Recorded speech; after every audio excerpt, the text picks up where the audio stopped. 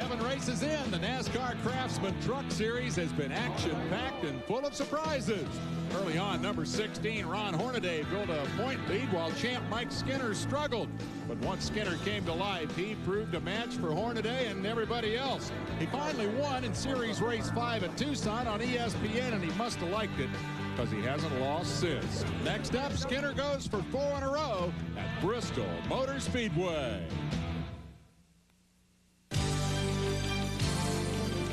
And Speed World comes right back to Bristol. They call it Thunder Valley. And if we got excitement for you, it's the Coca-Cola 200 for the NASCAR Craftsman Truck Series. And it's going to be a thriller here on the half-mile oval. Point battle, you bet. We got a good one. Hornaday's still on top, but Skinner, with 3 wins in a row, has gnawed away at that lead. And Jack Sprague sitting back there just 38 points back. It ought to be a ding-dong battle here this evening. Hello, everybody, and welcome right back to Bristol. Always fun to share the booth with the big guy, Benny Parsons. I hope you saved some good stuff for us here after that great All-Pro race. Question I have, with 3 wins in a row, can anybody beat Mike Skinner?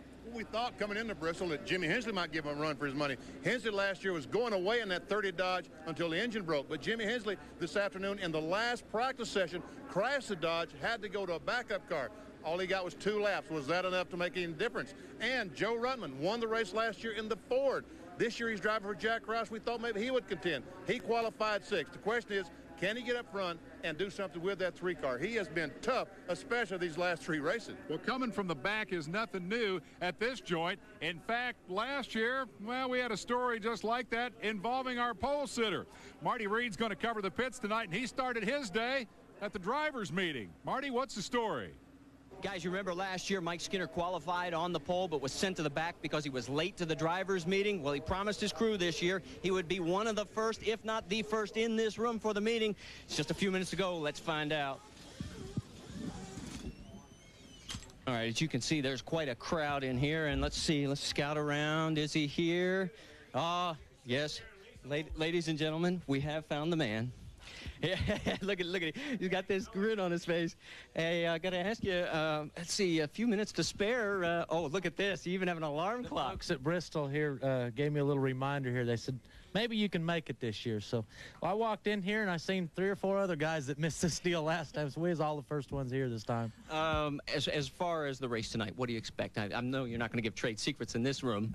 I expect it's going to be pretty tough. There's 4 or 5 trucks that's awfully strong out there. So we'll see what happens. I think it's going to be exciting, though. Well, the one thing you learned last year is you don't want to be in that back. We're not going to be in the back unless we spin out on the first lap. Unless Dennis comes up with something. He's liable. Well, the meeting's about to start. We got to get out of here. Well, he said a mouthful when he said it was going to be exciting. Racing at Bristol is always exciting. We'll be back to hit the starting lineup, drop the flag, and go 200 laps at Bristol. Stay with us. The trucks are deployed, and among the stories tonight, the return to action of Harry Gant. Let's go back down to the grid area and Marty Reed. Yeah, we're in the 16th starting position. Handsome Harry, for the first time since 1994, getting back into a regular ride, an 11-race program. Now, tell me, you did have a touch with the wall, not serious, but other than that, this has been a great first weekend for you. Yeah, it sure has so far. You know, we made it into the race here now, and now we hope we can finish it. Now, you were only a couple of tenths off of the leaders in this qualifying round, really close. What do you expect to happen here in the race? What are you shooting for? Well, I wished I knew. This has been our first, just got the truck done basically today, and yeah, it's our first run, so I don't know really what to expect, you know, so I guess we'll maybe learn something. We can maybe do some adjustment there at the halfway, but, you know, if you're in a Winston Cup car or something, you may know the more characteristics. So it's going to be a different experience here for us. You know what I love about guys like this? He's so calm, cool, and collected. He's ready to go racing underneath. Good to see Harry back in the car. Of course, he subbed for Bill Elliott in the Winston Select at Charlotte. But as Marty mentioned, he'll be doing 11 races in the truck series. And all the truck racers are tickled to death to see Gant in this deal. We're going to have that 30 truck, as we said, going to the back. Jimmy Hensley. That's a big disappointment for Hensley. He qualified 3rd. There is his normal starting position. Where he should start. 3rd spot. And it's also Joe Ruttman, the 80 truck. Both the guys that I talked about will have to go to the rear of the field because Ruttman, the 80, missed the driver's meeting, a la Mike Skinner. of 1995. Wasn't Ruttman in that deal last year, too? Didn't he miss the driver's meeting? Because they both had to come from the back, I'm sure. And again, he missed it. Missed it twice in a row. You need to have a talk with him. I'm going to talk to that boy. It's going to be an exciting deal here. They're going to run a longer race tonight. Last year, this was a 150 lapper. They've upped it to 200 laps. We'll run 100, take a 10-minute break, work on the trucks, bring them back and run another 100. Talk to me a little about this racetrack, Benny. It looks like it's actually got a little downhill on that backstretch, but that's one of those optional delusions, I think, isn't it? That's because the banks are so high. I think it is. There's some of our onboard cameras. Mike Bliss, the ASC Ultra Wheels automobile. They're cleaning the windshield on his truck. Well, he didn't qualify a lick, but he'll run good here tonight. Number 44, Refner, will start sixth. Brian Refner is the leader in the Cintas Rookie of the Year standings, and he'll be carrying an onboard camera tonight. And also Lance Norrick, who comes out of the Formula Ford 2000 ranks to line up 21st tonight in that Mecklenburg-Duncan Dodge. The Dodge is a big part of the story here with that qualifying effort by Hensley. Great qualifying run. And the truck was running that well. A truck that Mike Skinner, as I said, Mike Skinner was concerned about the 30 and the 80. I said that Joe Ruttman qualified in the 6th spot. Actually, he was scheduled to start in 13th. But now it doesn't matter because he will start dead last alongside Jimmy Hensley. Coincidentally, Refner in that 44 is actually driving the truck that Ruttman was in last year. That is the 6th qualified truck. So we'll get the command to fire the engines here. Light up 33 trucks, 675 odd horsepower each. Get ready to rock and roll. What do you worry most about in the early going at Bristol? This place is, as we've just seen in the all-pro race, will beat a truck to death. Getting in line. We see the trucks now sitting there side by side. You just cannot run around this racetrack at any kind of speed with side by side. They just got to get in line. That's a concern that Corelli and Sprague and that entire outside line has. Can I get in line? Let's go ahead and take a look at the starting lineup. Skinner having grabbed the pole very effectively here, looking for his 4th consecutive win. Corelli, with a new sponsorship from the Remax Real Estate people, has his best qualifying effort of the year outside row 1. And back in row 2, Jimmy Hensley scheduled to start there. He will go to the rear. Jack Sprague, 3rd in the points on the outside of row 2. Lining up inside row 3 will be Butch Miller in the Ford, and he'll be flanked by the rookie Refner out of Franklin, Wisconsin, another Ford. 7th starting position, Richard Petty's Dodge, driven by Rich Bickle. Petty's car on the pole for tomorrow's race at Michigan, and Dave Resendez, Jeff Bonai's truck, QBC car on the outside of row 4. Row 5 on the inside, the Ford of Mike Chase. On the outside, the point leader, Ron Hornaday Jr. out of Palmdale, California. Then Joe Nemechek's little brother, John, on the inside of row 6, and Bill Sedgwick driving Darrell Walters' Dower truck. In row 7, Joe Ruttman will take the pace lap in 13th. Qualifying spot in the Roush Performance entry. Then we'll fall to the back. Bob Keselowski's Dodge rounds out the row.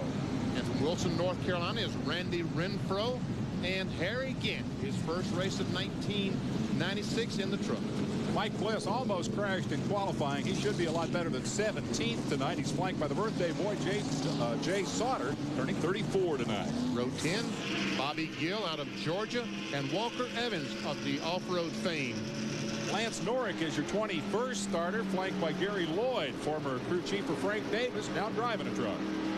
And in row 12, Michael Dockin from down in Florida, and Steve Mendenhall, a Legends champion of a couple of years ago, outside row 12. New team for Mark Gibson, who comes out of the ARCA ranks to line up inside row 13 alongside the driving instructor, T.J. Clark.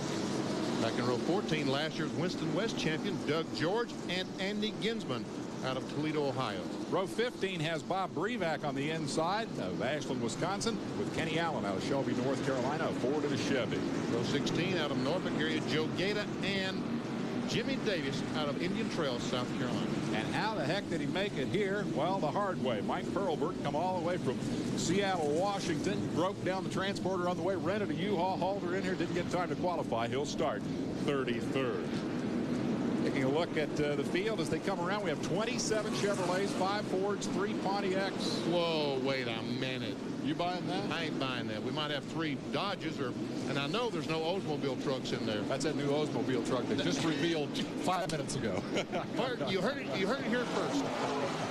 A little over a half mile. The Bristol racetrack, 533 measured around the outside, 650-foot straightaways. The corner's eye of the story, 36-degree banking and passing. What's the best way to do it? Well, basically, you got to knock somebody out of the way to get by, especially if they don't want you to get by. But I think these fellas, the first few laps will be gentlemen enough to If a fellow is faster than they are, let them go on by. There we see her on board, Mike Bliss. No sense tearing it up on the first lap because it's 200 laps to the checkered flag tonight for the truck racers of the NASCAR Craftsman Series.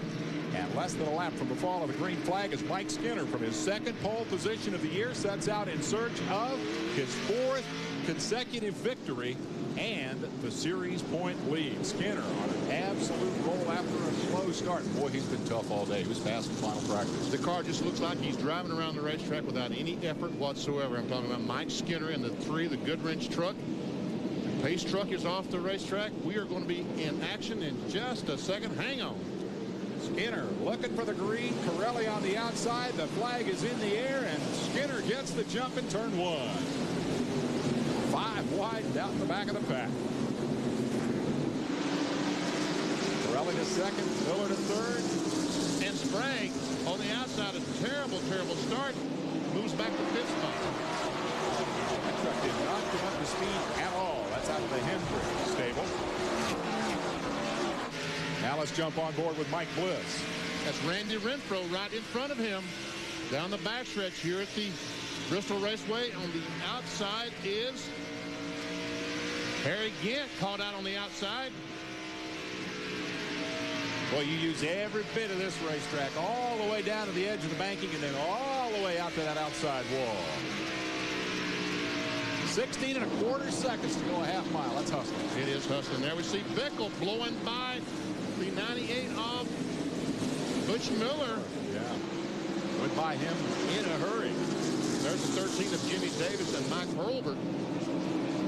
Jimmy Davis has had trouble coming to grips with this racetrack. He owns a world parachute jumping record, and I think he felt like he was jumping out of an airplane here today trying to get that truck up to speed. But I'll tell you who's on the move right there. That 43 truck of Bickle is flying. It is flying. Corelli's pump, the second place truck number 6. He's got a brand new sponsorship deal, and he thinks that's going to help him. Perhaps the combination of that and a good qualifying effort to break out of the slump. They've had a terrible 3 races in a row. That's Corelli in the 6. 43 is Rich Bickle. The Dodge truck sponsored by Cummings. Petty Enterprises stable, and he is working on Corelli. 2 Chevys and a Dodge in the early running. Then come the Fords of Miller and Refner, 4th and 5th. You ride with Refner. Look at that crowd on the front straightaway. They have filled the front side of the grandstand.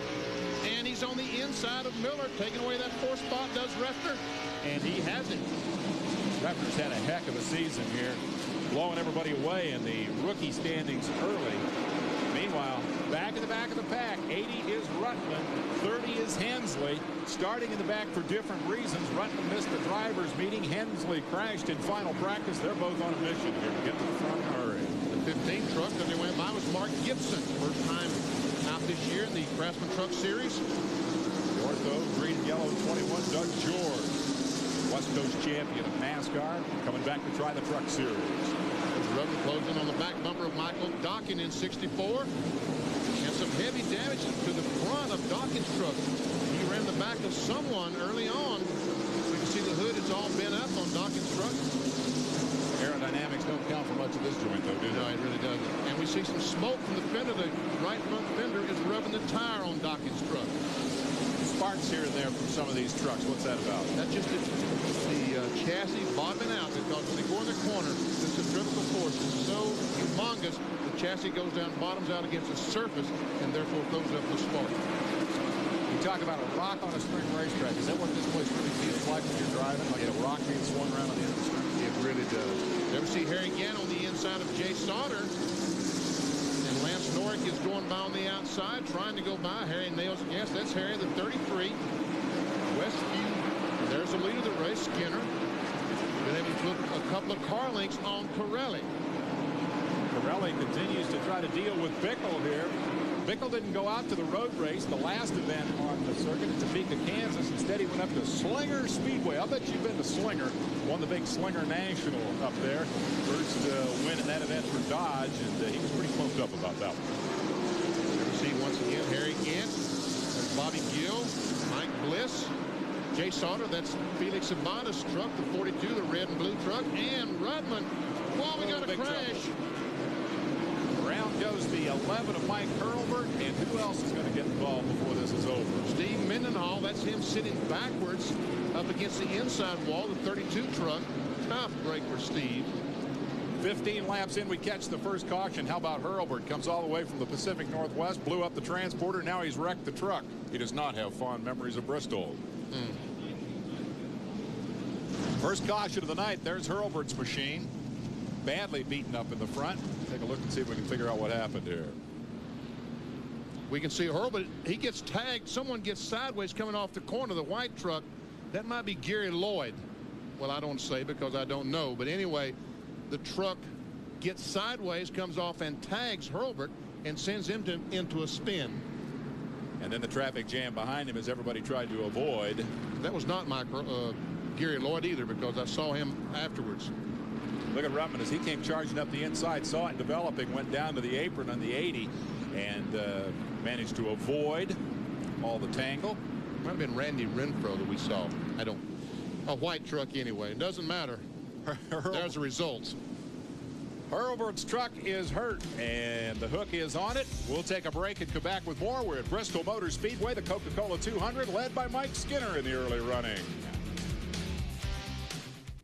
Everything that happens in the world of motor racing.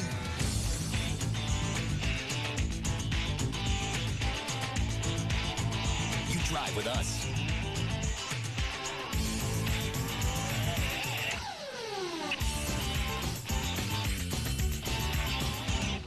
RPM tonight, the ultimate wrap-up of the day that was in the world of motor racing. Monday through Friday at 7 and Sunday at 8, only on ESPN2.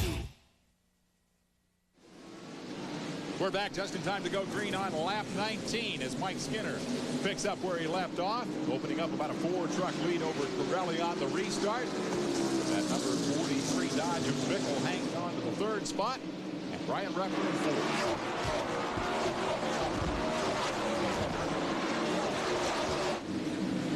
That is a high-speed truck in Bristol, I'll tell you what. It is that. See, 80 Joe Ruttman was up to about 12th or something on the restart. He is charging through this field. They got that baby hooked up. You had to know the Roush truck was going to get good at some point. This is the regular season Roush truck running all the races. They got a couple more trucks that run periodically with their Winston Cup guys, but Ruttman doing all the races in number 80. That is a fast truck tonight. He's in the top 10 inside of 20 laps from the back. And bad news for the Dodge fans. Jimmy Hensley in the 30 Dodge truck has had a problem. As a matter of fact, Marty Reed is caught up with him. Marty. Jimmy, what happened out there? All of a sudden we see you in the pits and it looks like something in the motor? Yeah, something happened to the motor. Really don't know. Mopar coming Dodge was running pretty good. We was coming up through there pretty good. Truck was working real good. Just something happened to the motor. Boy, guys, I'll tell you, this is 2 years in a row where he's had bad breaks here, and this all started with a practice crash today. He led this thing for a long time last year before an engine problem took him out. And Benny, from those pit reports, you get an idea of the intensity of the noise down there. That infield is really in the bottom of a bowl here, and it's a loud place to try to be a pit reporter. Can hardly hear anything down there. If Marty Reed did not have his headset on, he couldn't hear a thing. Meanwhile, Mike Bliss lost a couple of spots. John Nemechek, the 8 truck, and looks like Bobby Gill both was able to get by. Riding with Bliss, showing 12th, but I believe perhaps back to 14th after the loss of positions there. Bliss had a problem in qualifying with the truck and almost pitched it into the wall, managed to gather it back up and qualify 17th, but expects to run better than that. Says he likes the high banks here at Bristol. That was Sedgwick, actually, in front of him.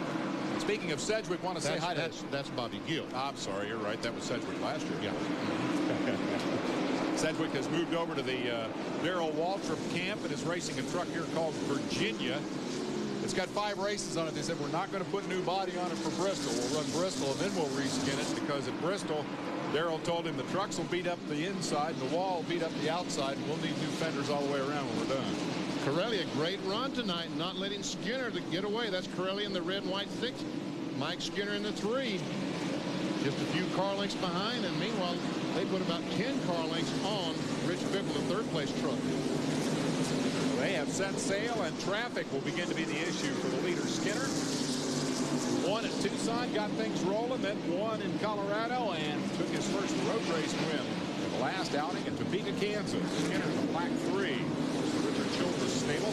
There is Refner, still working on the dodge of Bickle, but they're losing touch with the leaders. Looks like the Refner right now might be a tick faster. But this traffic is really going to present some problems for all these lead trucks. And just say we see Skinner going by on the outside. That was Joe Gaeta he was going by. That's Gaeta down on the inside. Refner picking up a couple of positions early. One of them from Jack Sprague, whose car did not come up to speed and it slipped back to 7th spot. The outside of row 2.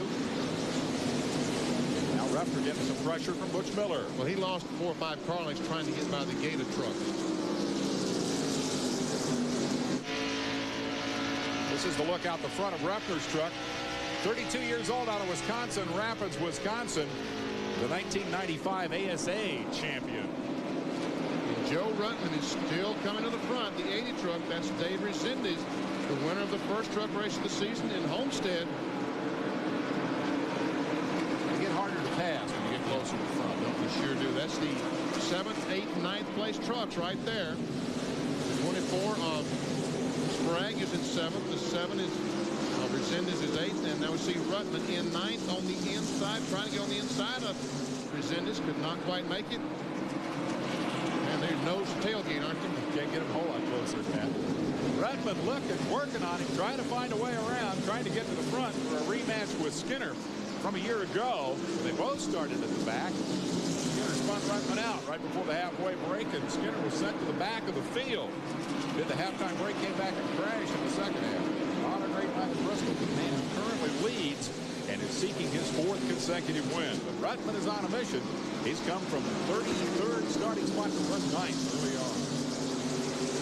You see Hornaday going by the Butch Miller truck. He started back in 10th spot and worked his way up to about 5th. So Hornaday's the 16, right behind the black and gold truck of Refner. Then comes Miller in the 98. 24 is Sprague. 7 is Resendez, and 80 is Ruttman. On the outside, look at that great move by Ruttman.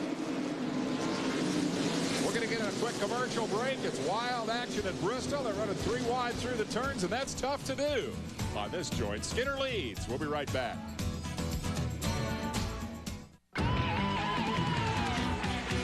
To get the most out of this Indy car, Patrick Racing put Scott Pruitt behind the wheel. They built a team that could get it in and out of the pits in the blink of an eye. And they chose a battery they can depend on to get it started. The Duralast battery from AutoZone. The same Duralast you can depend on to start your car. So don't settle for anything less. The Duralast battery. Power you can depend on.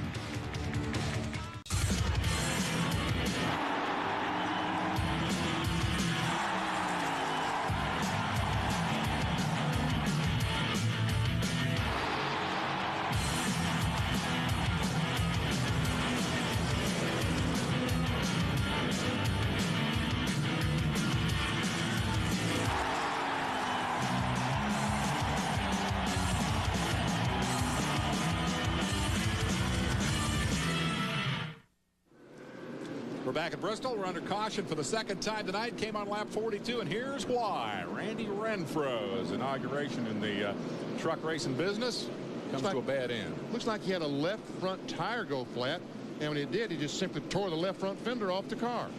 And we see the sponsor on that truck, the North Carolina Sweet Potatoes. Yes, ladies and gentlemen, Parsons is in line for some sweet potato pie. And no, motorcycle fans, it's not that Randy Renfro. They're both from the same neck of the woods, but this is Randy Renfro, the short track car racer from up in Virginia. Won something like 180 short track races or something in his career. Took a shot at her tonight. They had trouble. Lives down in Wilson, North Carolina right now. Meanwhile, the trucks are being given a signal. 1 lap to go and back to green. Renfro is going out of the pit road. Marty Reed, what you got for me? Well, I'm down here with Fred Fryer. Fred, your man's on rails. What's he saying? Your man is on rails. What's he telling you? He's not saying anything. He's just driving his butt off, trying to get back to the front. You realize if he makes the driver's meeting, you'd be in the lead right now? We might be. He's pretty fast right now. One of these days, guys, he's going to get this driver meeting thing down right. Talking about Joe Ruttman, of course, who is currently showing 8th after starting at the back, having missed the meeting for the second year in a row. And okay, all you guys watching this up in Michigan, I know that was not Freddie Fryer. We'll see Freddie Fryer later on. All right, we're back to green. Chris Morgan throws the flag, and Skinner takes care of business. Look out, boys. Be careful, whatever you do. Well, we see Hornaday on the inside of Refner taking a spot away. That's heads up racing. Refner a little slow getting up to speed on the restart. Hornaday said, that's a gimme, I'll grab it, and he's up to 5th place from 10th starting spot. Refner looking out the back now as he is pursued by Miller. Ooh, and Jack Sprague just drove across the apron trying his best to keep Ruttman behind him. Wow, and here comes Ruttman on the inside and goes by. That's about the same spot where Ruttman pulled that trick last year. Got down on the apron, got on the brakes, got the thing all sideways, managed to gather it back up, and went on to win the thing. So Ruttman, last year's winner in this race, has had an eventful evening this evening already as he circulates into that 7th spot. I'm surprised to see Sprague going backward like that. He looked pretty solid in qualifying. Started the year strong. 3rd in points, been very consistent. But tonight, he's looking for that halfway break on him. And that's exactly, that's one thing great about the halfway break in trucks. If your truck is not exactly right, you've got 10 minutes at the half to change springs, sway bars, whatever it's going to take to make that truck competitive and be able to run with Skinner, Corelli, and the rest of these fellows. See Hornaday looking on the inside of Bickle. The yellow truck is a lap down. That's Michael Dockett.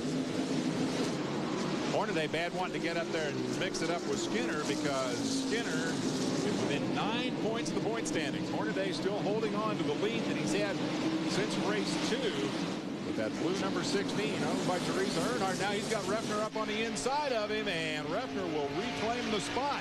How about that move by Refner? But Dawkins in front on him, slam on the brakes. Oh, man. Whew. Close. Funny how that hard work can go out the window in a hurry at this joint. Well, Refner will gather his thoughts and try to follow Hornaday through the traffic. Let's take a look at how they're running here. Skinner on top, Corelli hot on his heels. Bickle continuing to battle with Hornaday and Refner. Oh, and Refner almost in the wall, and Dockin about crashed as well. Man, oh man. That was a great save by Refner. He crashed it twice and never hit anything. Guy can drive a race car, won the ASA championship last year, jumps in the trucks and leads in the rookie standings. Running on back down through the field, pick your favorite. Mark Gibson making his debut here, currently an 18th spot, coming over from the ARCA division. There is Lazendes working on the 44 of Refner after Refner collects his thoughts after that near miss. Take another look at this. Watch this. They go in the corner, and all of a sudden the 64 truck just goes up the hill, and Refner said, whoa, where's the brake pedal? But he loses 3 spots. There goes Miller, Ruttman, and Sprague by. And also Resendiz. And I guess that's Mike Chase. He's pretty happy, though. He's still got the truck in one piece. Refner came out of that a lot better than he might have. This is Keselowski slowing down. But Dodge has a problem. Yes, he was up 3 and 4. Very, very slow. He finally made a lap, found an opportunity to get down on the inside. I talked to his brother, the crew chief, Ron, earlier, and he said they just worked themselves like completely out of the setup today in practice. Was trying to get it back, but evidently, the right front tire's flat. Bring the jack over here, guys. The right front's flat. They've been struggling this year indeed, and the struggles continue at Bristol. A difficult place under the best of circumstances. A good place thus far for Skinner. We'll take a break as Skinner leads it. Back at Bristol, the leader is in traffic. The black 3, the familiar colors of Dale Earnhardt and Winston Cup. In this series, Mike Skinner, driving for the Childress operation, started first, has led every lap, and currently leads it. And that is just a powerhouse team wherever they are. It is Will Lynn, Rich Burgess, the crew chief. Will Lynn is the team manager. They have done a terrific job. Them and the entire crew. Skinner leads. Ever see some of the other trucks coming down the front stretch? Resendiz, Mike Chase, the 78 Petron Plus truck. Nemechek in the 8. Good run going for Nemechek. Bobby Gill at 75. showing 11th and 12th, so that's just outside the top 10, and a good run indeed for both those guys. Meanwhile, Rutland continues his march toward the front. He's up there in the middle of a battle with Hornaday and Miller. 4th, 5th, 6th positions. And Bobby Gill takes a spot away from Nemechek. Pays to be smooth at this place as best you can on a racetrack like this. We see some damage back to the right rear of Gill's truck. Started 19th, is now in 11th spot. I know the graphics said 12. He just passed Nemechek for that spot. And there's 10th directly in front of him. Oh, and Nemechek goes up and hits the wall. And he's trying to get off the racetrack. Right front is flat, and he's having all kinds of trouble. Looks like he might have it saved for a moment, but boy, when you hit that 36-degree banking, things happen in a hurry. There we go. If he smacks the wall is exactly what caused him to have his problems. He tries to get down the bottom with the right front. It's just so badly damaged, there's no way it's going to turn, and he goes up and smacks the wall again. Pretty hard to steer it after that first impact. Here's a look from Speedy. Wham! Wham! He did nail that wall. And we see some pretty heavy damage to the right front.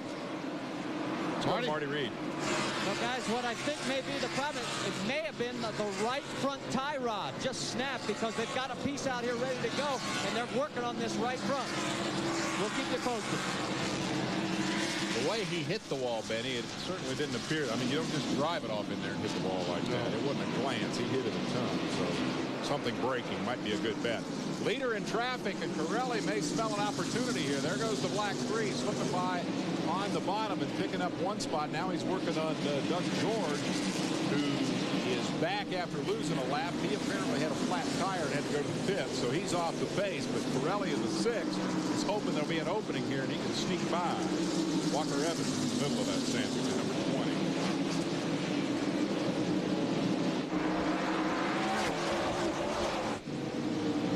Skinner finally gets by George. Walker Evans is trying to go by. Corelli trying to dive on the inside. Meanwhile, look behind. This traffic has allowed the entire field to catch up. And there we see Hornaday on the inside of Bickle trying to get that 3rd spot away. And Bickle comes back. They go in the corner side by side. Where's the traffic? And there's Rutman. This is going to get good. Rutman's going to try to take them all. I do believe. Corelli's getting the short end of this deal because Skinner's getting away and all these guys are catching up with him, but this isn't over yet. Rutman slips through. Should be now 5th.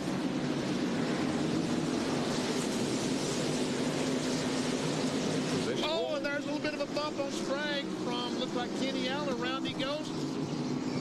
And Resendiz goes. Oh, now the Brian Refner gets some damage. Got into it. And look who's back on the racetrack. Jimmy Hensley. And Mike Bliss is in the Bliss crash. is involved. Boy, we tore up a bunch of them, and now the Sprague's thing momentary flames as he gets back underway. Refner also gets rolling. They have all been blocked the backstretch over there. There's Bliss. He gets back underway. 3rd caution of the night, and this one took out some big guns, or at least damaged some big guns. Chris Morgan is saying, good God, slow. Oh, man, look at that. Harry Gant, Mike Chase, Joe Gator.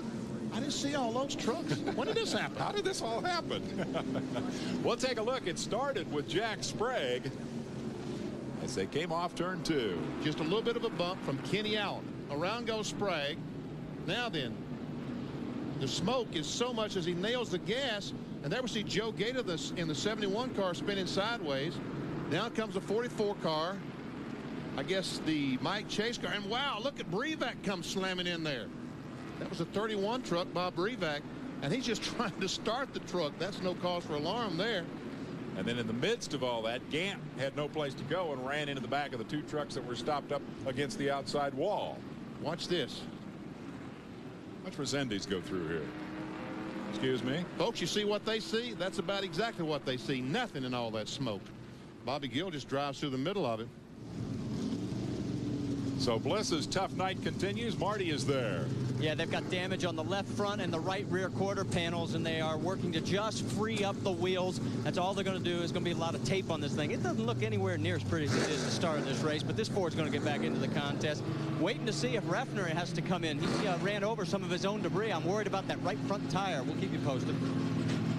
Jack Sprague involved. Brian Refner, the rookie point leader. Mike Bliss just now leaving the pits. Got tangled up in it. So did Bill Sedgwick.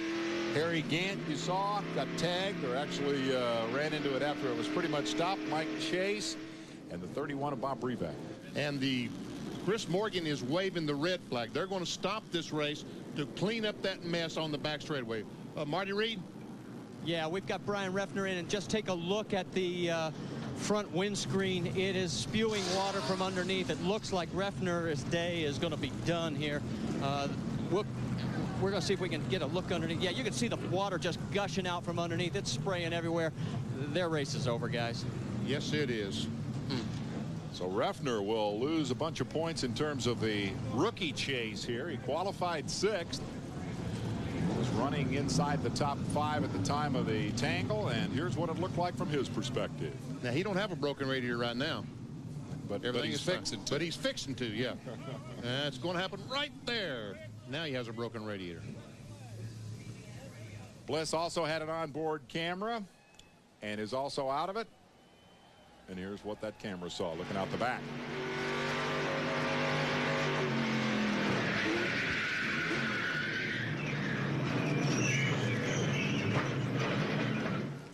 Wrecking sure is noisy. It's noisy. All right, Refner is done for the evening. A total of 7 trucks involved. The red flag flies to clean up the mess. We'll take a break and come back to Bristol with Skinner still leading. Hey, sold some tickets for the truck race tonight. Tomorrow we got the Bell Atlantic Classic.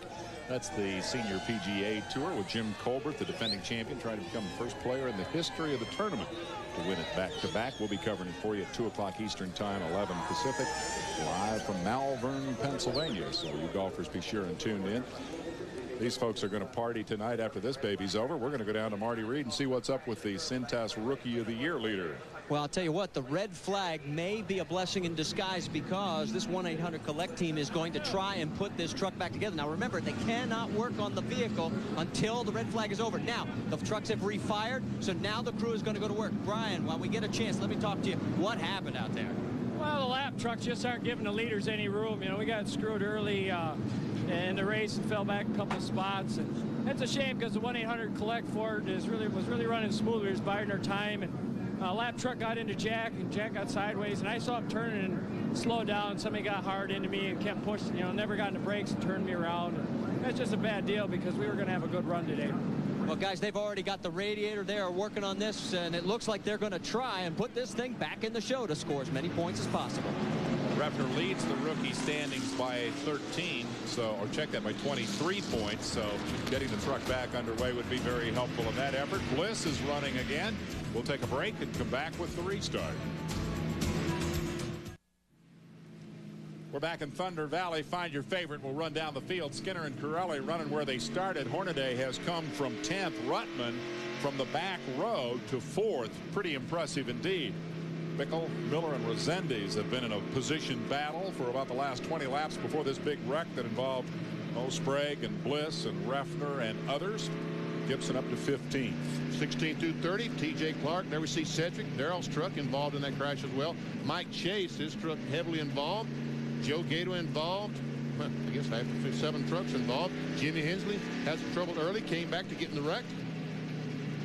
Got one to go here. Mendenhall, Hurlburt, and Davis among the early victims of problems here. Hurlburt brought out the first yellow with his crash. Davis has retired as well. And the work continues on Refner's truck. Here's the number 17 of Bill Sedgwick. Our cue to say hi to David King from Pennsylvania. David just finished a trip with the Make-A-Wish people down to Disney World and then got to come here for the race because Bill Sedgwick He's his favorite truck driver, so he's here with his dad tonight. Got to say hi to all the ESPN crew before NASCAR organized a little pit tour down there. So all the best to you, David King. And let's get an update on the 17 truck quickly from Marty Reed. Well, you mentioned about Virginia needing new side panels. It's true. The Wall's got it on the right side, and the cars have got them on the left side. But I'll tell you what, the biggest problem is that radiator. They're trying to work with it to disconnect the hoses to make the changes. You know, one of the interesting statistics for Bill Sedgwick and Rick Corelli, who's currently running in second place, they're the only two guys who have run all 27 Craftsman truck races in the 2 years of the existence of the series to go without victories, and it looks like Sedgwick isn't going to get it tonight either. Sedgwick, a former crew chief out on the West Coast, then jumped in a race car. One of a total of 7 trucks involved here in this crash that brought out a 3-minute and 15-second red flag for cleanup. Sprague, Ruffner, Bliss, Sedgwick, Gant, Chase, and Brevat with various degrees of damage. We'll see Bliss involved in the crash, but he's back on the racetrack. Also, the 24 truck of Jack Sprague. He was the first truck to spin. He's back on the track. And being shown in 10th spot. So in terms of the championship, that's important because he is your 3rd ranked driver. And the top 2 guys in the points are currently running inside the top 3 positions on the racetrack. So Sprague needs to salvage whatever he can out of this as we prepare to go back to green. We're working lap 86 when Chris Morgan drops the flag. That's Lance Norrick's Dodge truck, the Mecklenburg Duncan. You know what Mecklenburg Duncan is? They make that stuff go around the bathtub. You know, make it so it don't leak. Caulking compound, that's what I'm trying to say. That was going to be my second. Okay, green flag comes out, and we're back underway. Lap 86. Remember, halftime break at 100. So we're close to getting the opportunity to fix some of these trucks that may not be handling quite right. Skinner may not touch his. That three's been tough all night. Rutland. Finish. Rutland trying to move up. Man, that's close. The 21 truck of Doug George kind of goes up and taps Rutland in the left rear, sends him up the racetrack. Now Rutland looks like he's going to take the measure of Doug George. He's 4th, and the 43 of Bickle is 5th behind him. Bickle trapped on the outside of the lap truck of Walker Evans, off-road legend, who's now retired from desert racing and focusing on circle track competition. Yeah, Doug George in the Ortho truck has a good run going. He had some kind of, I think, a flat tire or something earlier and made an unscheduled pit stop, but since he's been back on the racetrack, has been running very, very well. Eddie Reese out of Elizabethton, Tennessee, is part of his pit crew here this evening. He won the Craftsman Pit Crew Sweepstakes all across Tennessee. Got the opportunity to be part of the crew here tonight. That's a big thrill for him, as probably got his hands dirty there with that unscheduled stop for George when the front tire went flat. Ruttman gets away from him now and runs alone in 4th.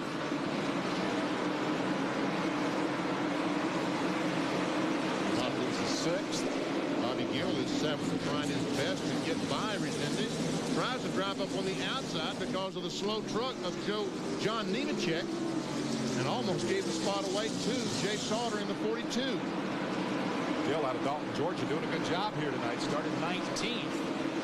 Currently running 7th. Anyway, we hear a lot of talk about how the truck's pushing, the truck's loose, or the truck's punch. All the different things that can go wrong with the handling, but the consequence is always the same, and that is the thing once you go up the hill, and we know what happens when you go up the hill fast, right? Yeah. Always going to hit the wall. That's the bad thing about Bristol. When you hit it here, you hit it hard. This racetrack does not have a soft wall any place around it. Meanwhile, Gill is trying his best to get by the 7th truck of Resendez. Battle for 7th spot. 6th spot, I guess. Are all crew chiefs frustrated racers? I mean, here's Resendez, who works on Bodine's car or truck and then jumps in the truck and becomes a racer. And we mentioned Sedgwick. Gary Lloyd is a former crew chief getting in a truck. Does every crew chief think he can drive better than the guy that's in the saddle? No, I don't think so.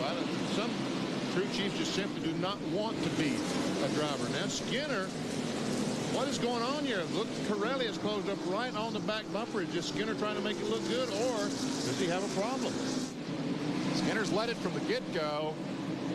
had a pretty substantial lead over Pirelli, but now Rick has reeled him in. The High Plains drifter, 40 years old, out of Arvada, Colorado, looking for his first win of the season, trying to hunt down Skinner, who's been a tough cat for the last 3 outings. In fact, 3 for 3. 5th place battle, Bickle in the 43, Resendez in the 6th, and Gill in the 75. And Rich Bickle in the 43 started off the first 10 or 15 laps. His truck was one of the fastest on the racetrack, but it has fallen back. So I'm sure that the crew is going to do some work on that truck to try to make it better doing this. And I said a 10-minute break. I think Ashley tonight is about a 5-minute break.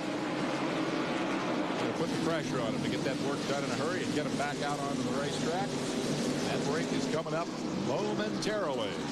Some of these guys are dying to see it, and others would love to just leave the green out and run it to the finish. Notably, I guess the guys up front, Skinner and Pirelli, have got 2 pretty good-looking trucks.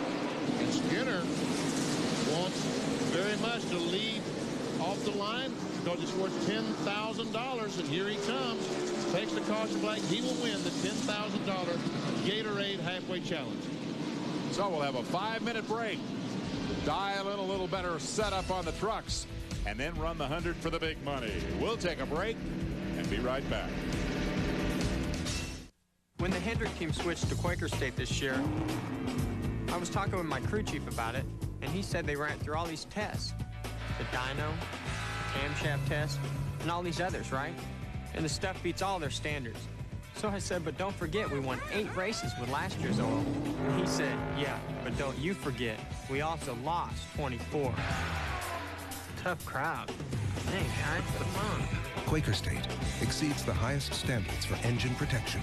NASCAR, where fast means fun. NASCAR, where fast means fun. NASCAR, where fast means fun. NASCAR, where fast means fun.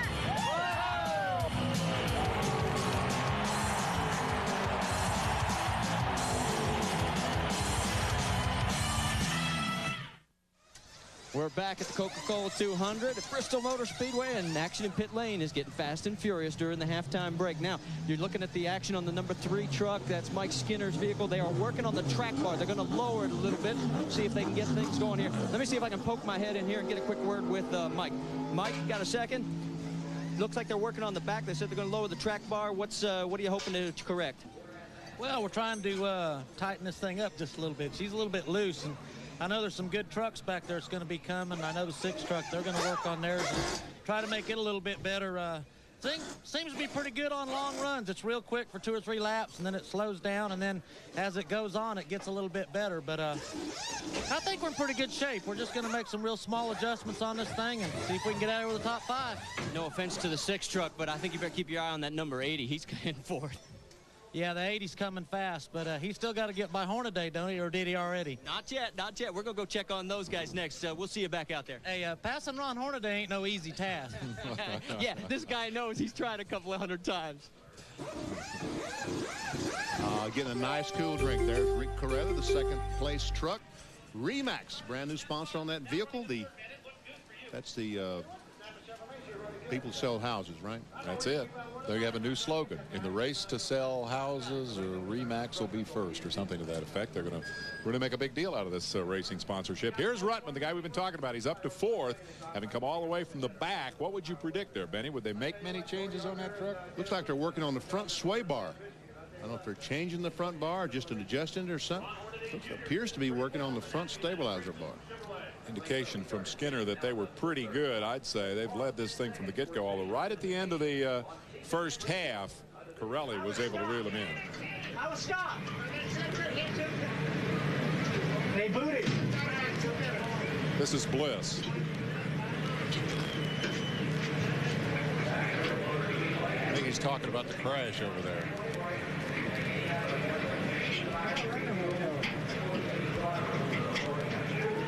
Yeah, I think you're right. He's saying, I was stopped and somebody ran into me and knocked me into another car. I didn't do it. I didn't do it. I didn't tear up your truck. Man, look at the work that's going on right now. And the work that they're doing, Dave, is going to make the difference who wins and who loses this race. Marty's moved back to Rick Corelli's truck. Marty? Yeah, we got to get these guys pitted a little closer. It's a long sprint for all of us. They only put one round of bite into the truck, and he's finishing up a radio interview. In fact, they're doing a little body work on the right rear corner. Otherwise, this truck really looks in great shape, and they're still finishing up the radio interview, and we'll see if we can poke our head in there and talk to Rick Corelli. But they, of course, like everyone else, put the 4 fresh tires on, and he's got stickers, not scuffs, and they'll fill it up with fuel, and from there, they'll get back to it. Let me see if I can poke my head in here. Rick, they only took 1 reg, and it looks like you got a good truck right now. I tell you what, this truck's awesome. You know, we struggled all year, and I tell you what, it's running right up front. We unloaded right off the trailer fast, and I tell you what, I'm just out there having a good time driving. Spotter's doing a great job, and we're going to make a little adjustment, some air pressure. We're a little throttle tight, so we'll see if we can race with Skinner here. That's a great way to introduce a new sponsor. I tell you what, you know, things were pretty gloom about a week ago, but, you know, Remax came on board, and everybody just stuck with us, and the teams got up, and we unloaded here second quick, and we're running second. Well, we'll find out if he's got enough to catch up with Mike Skinner as we're getting ready to go back racing, guys. Sounds like Skinner thinks Hornaday is going to be one of the guys he's got to deal with before this is over as well. We'll take a break, and when we come back, they should be about ready to line them up and run another 100 for all the money. We'll be right back.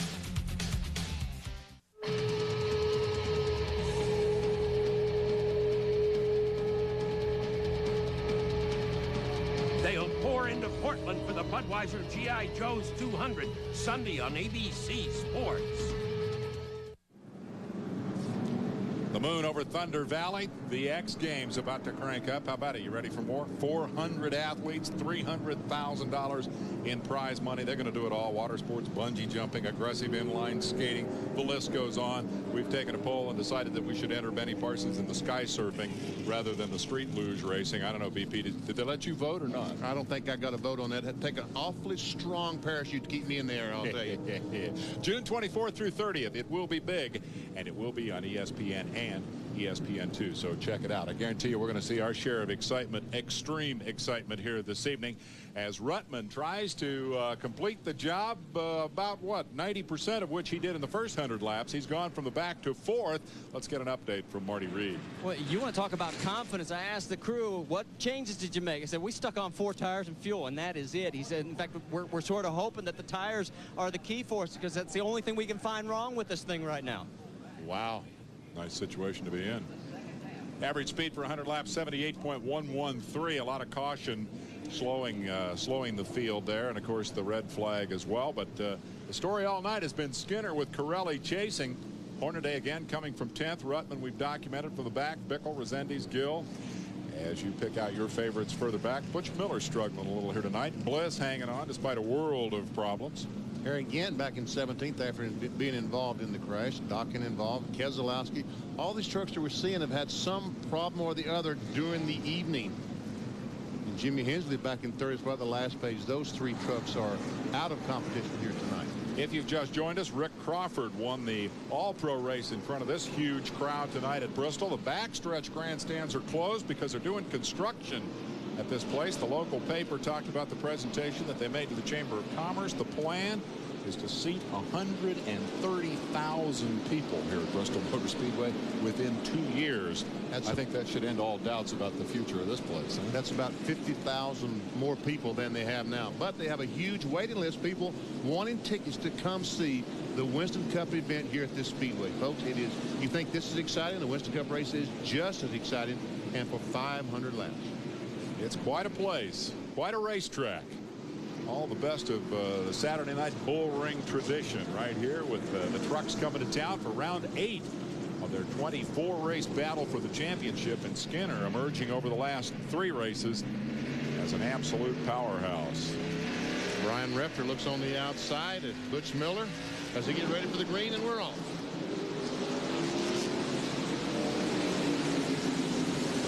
Right back at it with Skinner up front. Well, Corelli's getting a tough break because Doug George at 21 is trying to get a lap back from the leader.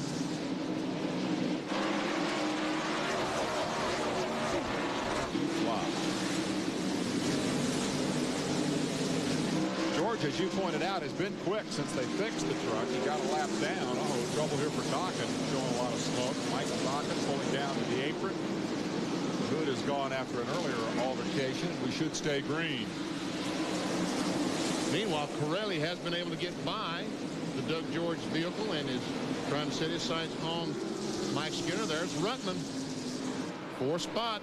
Here comes Hornaday trying to get by George. Doug George moves over to the inside and lets the trucks go by on the outside. Question Skinner asked, has Rutman passed Hornaday yet? The answer is no. Hornaday, 16 in the Chevrolet, your point leader. And Rutman, number 80 in the Roush Ford, moving around the outside of George. Continuing his quest to pass Hornaday. Behind him is Bickle. Petty Enterprises guy. And Resendez was the black number 7 that we saw. So now we've got the 3 trucks. 3rd, 4th, and 5th place car, and there's 6th place. Resendez. There's your battle. Good weekend for Petty Enterprises. Bobby Hamilton on pole up in Michigan. The Winston Cup race tomorrow. This pole it has since 1979. I had no idea it'd been that long since Petty Enterprises. Well, this is a good position fight right here, but here is an even better one because this one is for the lead, and Corelli is within a truck with Blank. Whatever. Yeah, something like that. Goes right up on the tailgate of that Chevy truck. Oh, goes up the hill just a little bit. You go for it now, or do you just try to wear him out? No, you go for it right now because I think as the race progresses, Skinner will only get tougher, and as the tires wear, it'll be harder to pass him. Said he was good on long runs. Skinner did. Corelli very proud of his setup. He mentioned second fastest right off the truck. In happy hour, his laps were nowhere near what Skinner was turning. Boy, he was right there to give him a bit of a tap. Honking the horn, trying to get Skinner out of the way. Rick Corelli looking for his first win of the year. Boy, he's pumped. And something has happened to Hornaday. Here comes Rutman on the outside. Oh, and some crashing and banging. Hornaday got right into the side of him. Maybe that's what Skinner meant when he said he's hard to pass. Rutman goes by. Now Bickle will try Hornaday, and Hornaday sliding all over the place. Yes, he is. There we see Bobby Gill, 75, trying to go on the outside. Here we go. Bickle on the outside of Hornaday. Hornaday's not giving up those spots easily, but Bickle goes by to take 4th, drops Hornaday to 5th. Resendez is 6th. Gill is 7th. That's Jay Sauter in 8th spot, celebrating his 34th birthday. Hornaday had a birthday 2 days ago. He's 38. Back to the lead, and we see Corelli and Skinner still side by side. Kenny Allen, the 65 truck, lets him go by. Skinner goes up the hill just a tick, but not enough. That was a half a truck length, not a truck width. Looks like he's fighting his truck more than Corelli, though. Andy Ginsburg at 25. They both go by. Rick Corelli putting the pressure on for the lead. Here comes Rutman, clear of the traffic, trying to run him down. This could very well be a 3-truck race in a handful of laps. Rutman. Oh, he catches a tough break. That cost him about a second trying to get by the 65 of Allen. That's when patience becomes the name of the game. Yes, it is. You got to be patient. You got to smile and take it. Well, take it anyway. There's the story. Started 33rd, currently 3rd. Joe Rutman, who picked up $1.5 million in prize money during a long Winston Cup career, was second a couple of times but never won one. Now looking for the opportunity to win this one 2 in a row. Here's the battle from 4th on back. The term dogfight comes to mind. Oh, they're trying to go 3 abreast, and Gill comes in, takes the spot away from Resendez. He was just waiting for Resendez to go up the hill, jumped in there and took the spot away. Hornaday still just in front of that group, sitting in 5th spot. Well, there's a record place down there. You said it, I did. Butch Miller goes by. The Rebestis truck still going. And, ooh, a little bit of tap there to the 75 from Resendez. Whoa, I'm here. Let me through. And the 30 truck still going. It took a licking, but it kept on ticking. Took a couple of licks. That's the backup truck. If you just joined us, Hensley crashed in the final practice session, had to go to the backup, and thus started the back of the field. Apparently the engine wasn't blown as bad as we thought, because he's back out there running. Stopped early. And there comes Joe. Look, he has closed the gap that they had the leaders had on him by half from what we saw just a few laps ago. Joe Rutman right now easily the fastest truck on the racetrack. Rutman will run him down, and this thing will become a 3-truck race. The 2 Chevys up front about to be caught by the Ford, and this ought to get real interesting. I mean, Corelli wants to get by Justin. There we see Resendez trying to get by Hornaday. He's on the inside, takes the spot away. Hornaday is struggling. And Corelli really, we see that's Resendez and Hornaday we're seeing. There's the interval to the leaders. Not quite a half lap down as Corelli continues to work on Skinner. And Rutman is right there now within a little more than a truck length. Corelli right now is much faster than Skinner. He really needs to get by if he has any chance, because Rutman is going to come up and and a little bit of contact, and Skinner almost loses it, and Rutman on the outside. Oh, and contact between those two. Okay, your turn to talk. Hit him, bump him, bang him, knock him out of the way. Bottom line, Rutman to second. Now working on Skinner. Corelli lost the spot to Rutman, but Skinner managed to hang on after the bump and the tap and a trip to the apron. He is still the top dog, but will he keep it? Here comes Rutman. And Joe Rutman goes from last to first in just 125 laps. Joe, great job. Not a bad performance. Can you imagine how he'd be dominating this thing if they let him start up in 13th spot? 33rd to 1st is the story for Rutman, and they didn't touch it at halftime. Put 4 new tires on it and said, Joe, just keep doing what you're doing, buddy. Skinner and Corelli attempt to regroup here at Bristol Motor Speedway. Rutman is the leader for the first time tonight. We'll take a break and come back to see if he can hang on.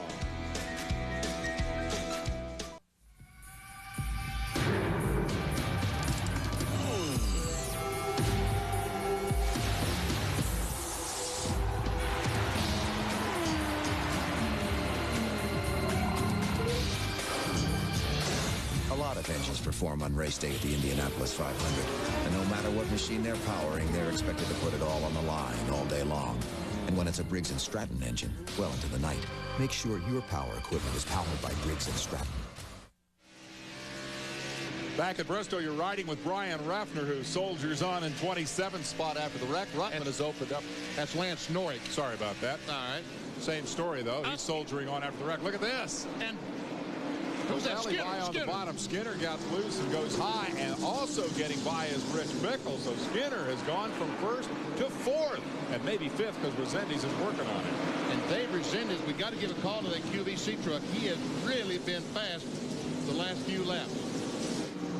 So Skinner is struggling after dominating the first half completely. Corelli caught him, then Rutman caught them both. Corelli gave Skinner a tap. Rutman seized the moment, went by Corelli, then just drove around Rutman and is now, or rather around Skinner, is now pulled away. And then in the follow-up to all that, Corelli and Bickle both got by Skinner. We got a crash down in 1. See the 75 truck of Bobby Gill and the 98 of Butch Miller that went around, and the caution flag have gone around, and the caution flag is out. So we will stop the festivities for the moment for the 4th caution of the night. A relatively clean race. That'll erase Rutman's big advantage. Relatively clean, except for the one incident, of course, that brought out the red, that big multi-car crash over on the backstretch. Rutman didn't want to see this very bad. What happened? Well, this already been happened, but what happened?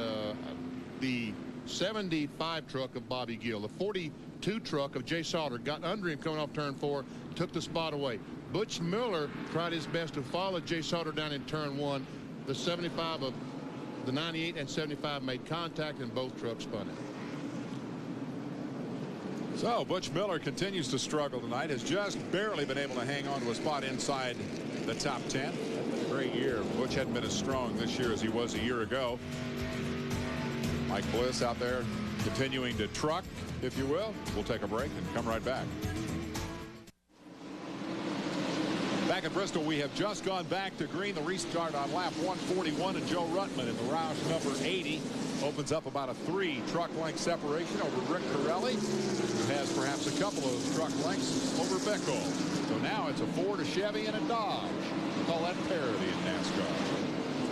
NASCAR would want it any other way. Fourth place car, Mike Skinner. Let's get an update on what's going on with Skinner from Marty Reed. Well, guys, I talked to Rich Burgess, and I said, hey, what's going on? He says, the truck is real loose. I said, so in other words, the track bar lowering was the wrong move. He says, yep, I'm afraid so. Now they got the paint rubbed off the back end of it because Resendiz just came up there and said, I got to get Skinner out of the way. Man, he is working him over. I thought Skinner was being pretty modest when he said, you know, we're just going to try to hang on here and get a top 5. But that's exactly what he's battling for, right? He is battling hard, trying to stay. Right now he's in 4th and trying his best to stay in that spot. But right now Resendiz, the 7th truck, much faster than Skinner. And Hornaday is coming right behind them, and so too Jay Sauter and Butch Miller. And the caution flag once again waves. For what? I don't know, unless there's some, I guess there's debris or something. Oh, a car is stalled down between 3 and 4. It's like Randy Renfro. Yes, it is. The truck is stalled. Names of Randy's truck. Once again, the North Carolina sweet potatoes truck. Now there'll be sweet potato pie for everybody. Parsons will have enough to share. There's Sedgwick coming back out. This is all continuing work from the damage from that big crash during the first half. Darrell Waltrip owned diehard number 17 for Sedgwick. That's Sunday Night Baseball coming up tomorrow night. That'll be Cincinnati versus the New York Mets, 8 o'clock Eastern time there at Shea Stadium. So tune in for that if you're a baseball lover. Sunday Night Baseball, 8 o'clock Eastern time here on ESPN. Saturday night we're at Bristol, Tennessee. Renamed Bristol Motor Speedway in keeping with the rest of Bruton Smith's empire of racetracks. Charlotte, Atlanta, Bristol now. Yeah, exactly. We've been talking about the Bristol Motor Speedway, and if you're a stock car fan and been listening to our shows over the years, we always call it the Bristol International Raceway, BIR. Well, Bruton has the Charlotte Motor Speedway, Atlanta Motor Speedway, Texas Motor Speedway, so rightfully he would name this the Bristol Motor Speedway. And a great place it is. Brian, now that is Brian Rafter. That is Brian Rafter. That is Lance. That is not Lance Norris. Exactly. Thank you, BP. 1-800-COLLECT. And there's the little short straightaway, and this is what 36-degree banking looks like as you hustle around it. Well, that's what it looks like under yellow. And you can see that really and truly it looks fairly flat, and that's the way it looks from the race trucks or race cars. You can see how flat it looks, but you walk down and look up that bank, and it's about 3 stories high, and you can tell just how much 36 degrees is. One of my favorite moments in the motorsports history of ESPN is when they rolled that Volkswagen up to the top of that thing way back up, maybe the first time we came here, with a chain and a turnbuckle and let loose the chain, and that thing went tumbling down the bank, and I thought, wow, that's 36-degree bank. Green is out. Ruttman leads it. We're back underway with 50 to go. Who's got the muscle? Corelli is right there to chase, but Ruttman is very, very good. Tell me that speed shot. Oh, that was, and Michael Dockett heavy into the wall, the inside wall, and sitting right in front of all the oncoming traffic, and the 20 looked like, is that Walker Evans that made contact? Maybe Ron Hornaday made some contact. Someone made some contact with the outside retaining wall, I guess, and come down and smacked Dockett and turned him around. That restart didn't last long. Dockett took a good look there in the number 64. Take another look here from outside. See who first got into the wall. Is that Walker? Oh, Dockett makes contact with Hornaday, and Dockett goes down in the inside retaining wall. That was not Hornaday on the outside wall. I thought that's what started, but that did not.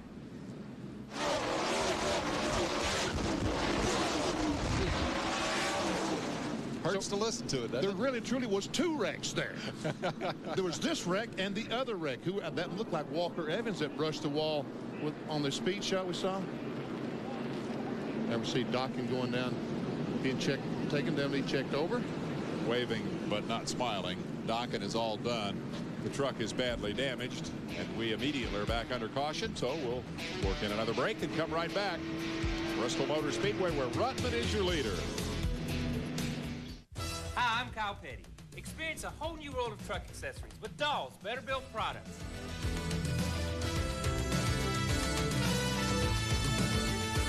The name says it all. If it's not better built, it's not. See bike. Want bike. Buy bike. Get free helmet. Right now, during Suzuki Fest Summer, when you buy a sleek, responsive Katana 600 or 750, you get a hot Katana helmet totally free. Wow! You can also get some incredible deals, like 0 down, low monthly payments, or low APR financing. So come on into your participating Suzuki dealer. Get a hot new Katana, a great deal, and a free helmet to hide that silly grin. Hi, I'm Kyle Petty. Open up a whole new world of truck accessories with Dahl's Better Built products.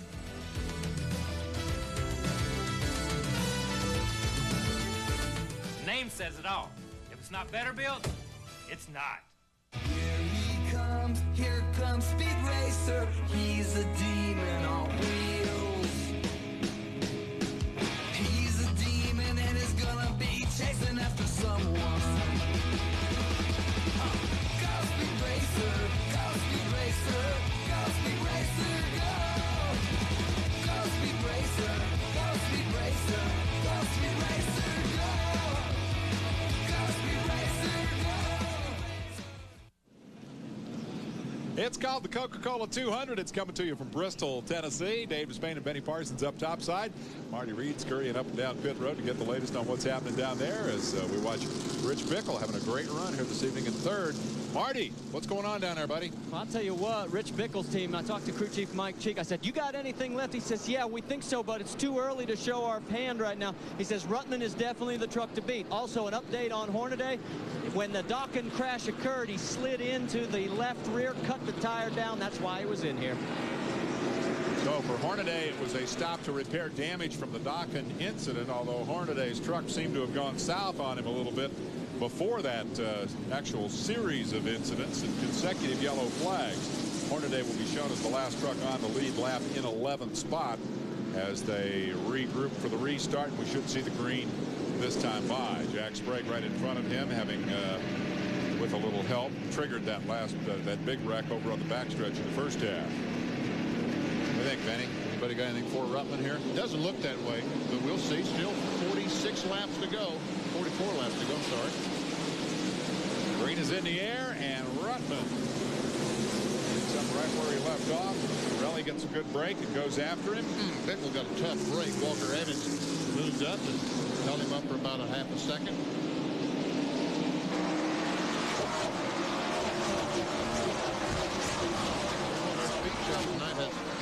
Has some workouts.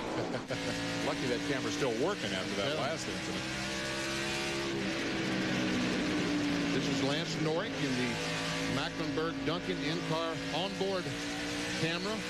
Keep wanting to call them in-cars or in-trucks. Oh, looky here. Pirelli might have something for Ruttman.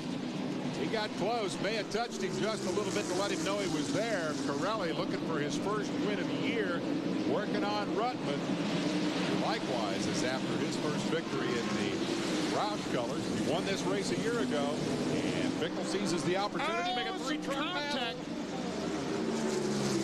Tapping and tapping and tapping, and eventually you get him out of the way. And there we see Skinner losing some spots to the 7, and there's a leader. Corelli on the inside of Ruttman goes in the corner, and Corelli has the lead. Here comes Bickle. And meanwhile, here comes a wreck. Right into turn 1, and the truck is that on the side? It's side. Now sliding down, and I can't get a number on it yet. It stopped that way. It's Mike Bliss. Now that is the weirdest on-truck camera shot of the series thus far. That's what it looks like when you end up looking Mike Bliss is climbing out. This is even weirder. T.J. Clark has somebody's wheel up. The left rear of Bliss's, that's the right front. The right front of Mike Bliss's truck is gone. And Bliss is using that vantage point to, I'll bet, try to eyeball whoever got him in that predicament. Bliss is okay. The former USAC Silver Crown champion climbs out. It's been a frustrating weekend for him. He's not happy. He's not a happy camper. I want to see the replay. I don't want to go to the ambulance. Well, he's going to go to the ambulance anyway. Let's see if we can get another look at this. He's already up. Yeah, we see there he is. We're going to have a red flag condition because we've got some fence damage down just past the start finish line where Bliss was up in the fence and has knocked the catch fence down. So we're going to have to stop and fix that little baby. That'll be our second red flag of the night. Let's see again what Speedy has to say about it. Watch for Bliss's colors. There he went, riding right up over the camera. Yep. Bobby Gill was on the inside of him, looked like when they went by. There's the fence that I was talking about. We see all the damage. Dinged it pretty good. And there's a speaker that tells the fans what's going on, a PA speaker. Well, that's not going to be telling them anything because it's a broken souvenir for somebody.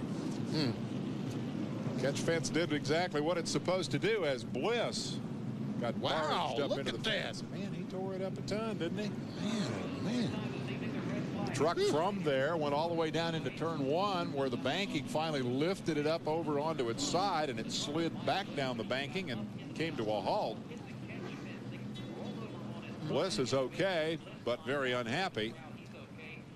And we are under a red flag that looks like it might last a while because that's going to take some fixing. Sure is. And folks just stand there kind of looking at that and scratching their heads. We see that Bliss's truck is back on the ground. All right, here's the one we want to see. This will be Bliss, onboard camera, real time, look and listen.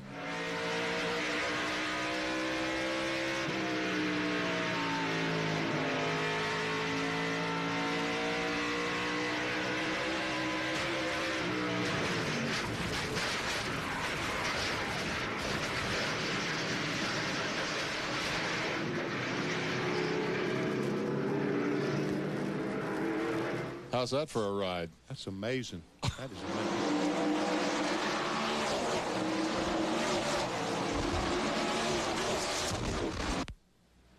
Man. Speedy's microphone doesn't work anymore because it's somewhere down there on the racetrack. It's right next to that speaker you were talking about. Man. Gill got into the side of him and ran Bliss up on the wall and then into the fence. And, well, you saw the rest of it. There are the remains. There's Speedy. Hang in there, buddy. We'll be back right after this.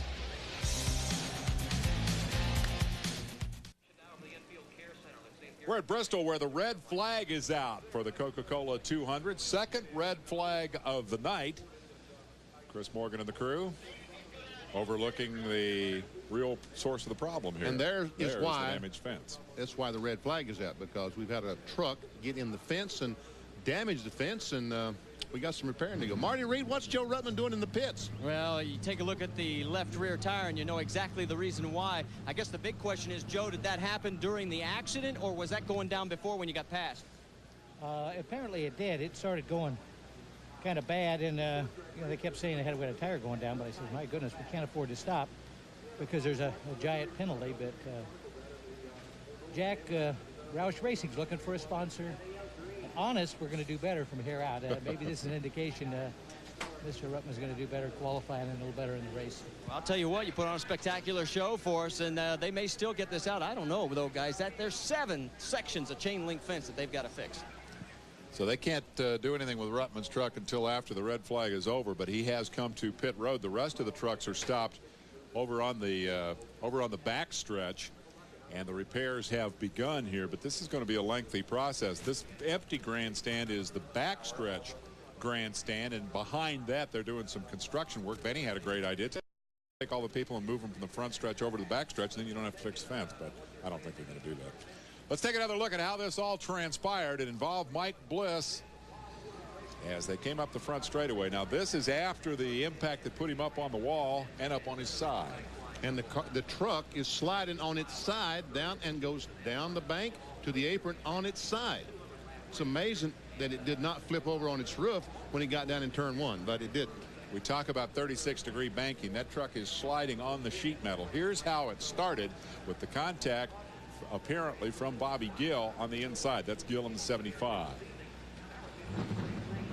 They're down in the little 3 and 4. Now they're coming off turn 4. About right here's where the contact's going to be. There it is. Now he's up on the wall. I tell you, I'm impressed with that camera, aren't you? It hung in there, didn't it? It did keep on taking. What a wild, wild view that is. And here's the slow motion from the speed shot. There's Bliss, and you see Gills right on him and just wedges him up into the wall. He had no place to go. And in real time, the sound is as amazing as the picture.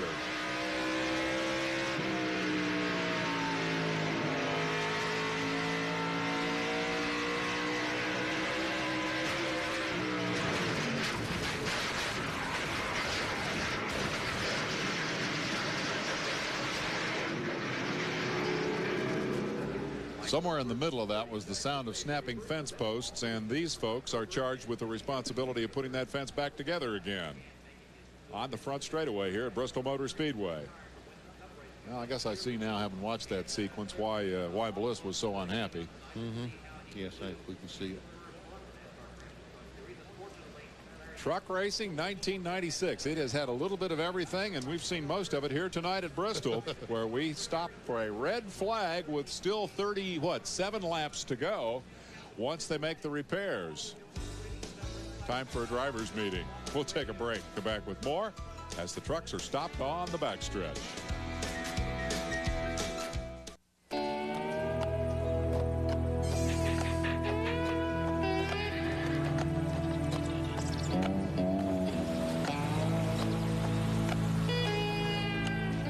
Put 700 of the world's most powerful horses together, and what do you get?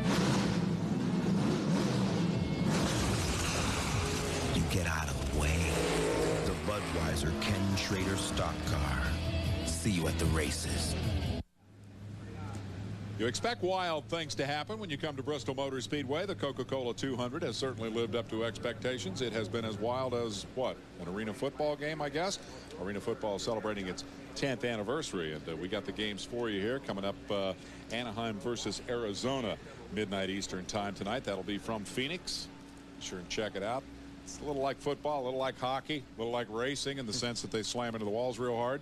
Mike Bliss is the guy who ultimately climbed out of his truck with a big frown on his face and has now found our Marty Reed to give us his version of what happened down there. I got to tell you guys, this is the best sight I've seen. You're in one piece. You know how to take in-car cameras for a ride, don't you? Well, yeah, but it's unfortunate. We don't like taking them for a ride like that. But we had a real good truck tonight. You know, it was unfortunate that there's 2 or 3 lap trucks that are down a couple laps that just had to race us for 7th place. It's BS. It shouldn't be that way. What happened to the 75 truck? I don't know. The spotter didn't tell him I was there. He deserved to get put on his lid, not me, you know. He should have knew I was there, but, well, it happened. But you're okay, and that's the best thing I can say. Well, yeah, I'm fine, but I just feel bad for the ASC Ford and Barry and all the guys, you know. They worked their tail off. We had a real good truck, but there it ends up on a sled. Last year, we talked about the fact before the season was over, you'd get a win. You did. I still think your day's coming. We're going to come back and kick their butt. You know, we're going to run right by these guys and show them what we're made of. This just gives us more steam, more fire. If it takes, you know, to move them over, we'll move them over. Lap cars, they don't deserve to race us right now. They need to be courteous. Mike Bliss, he's a little hot right now.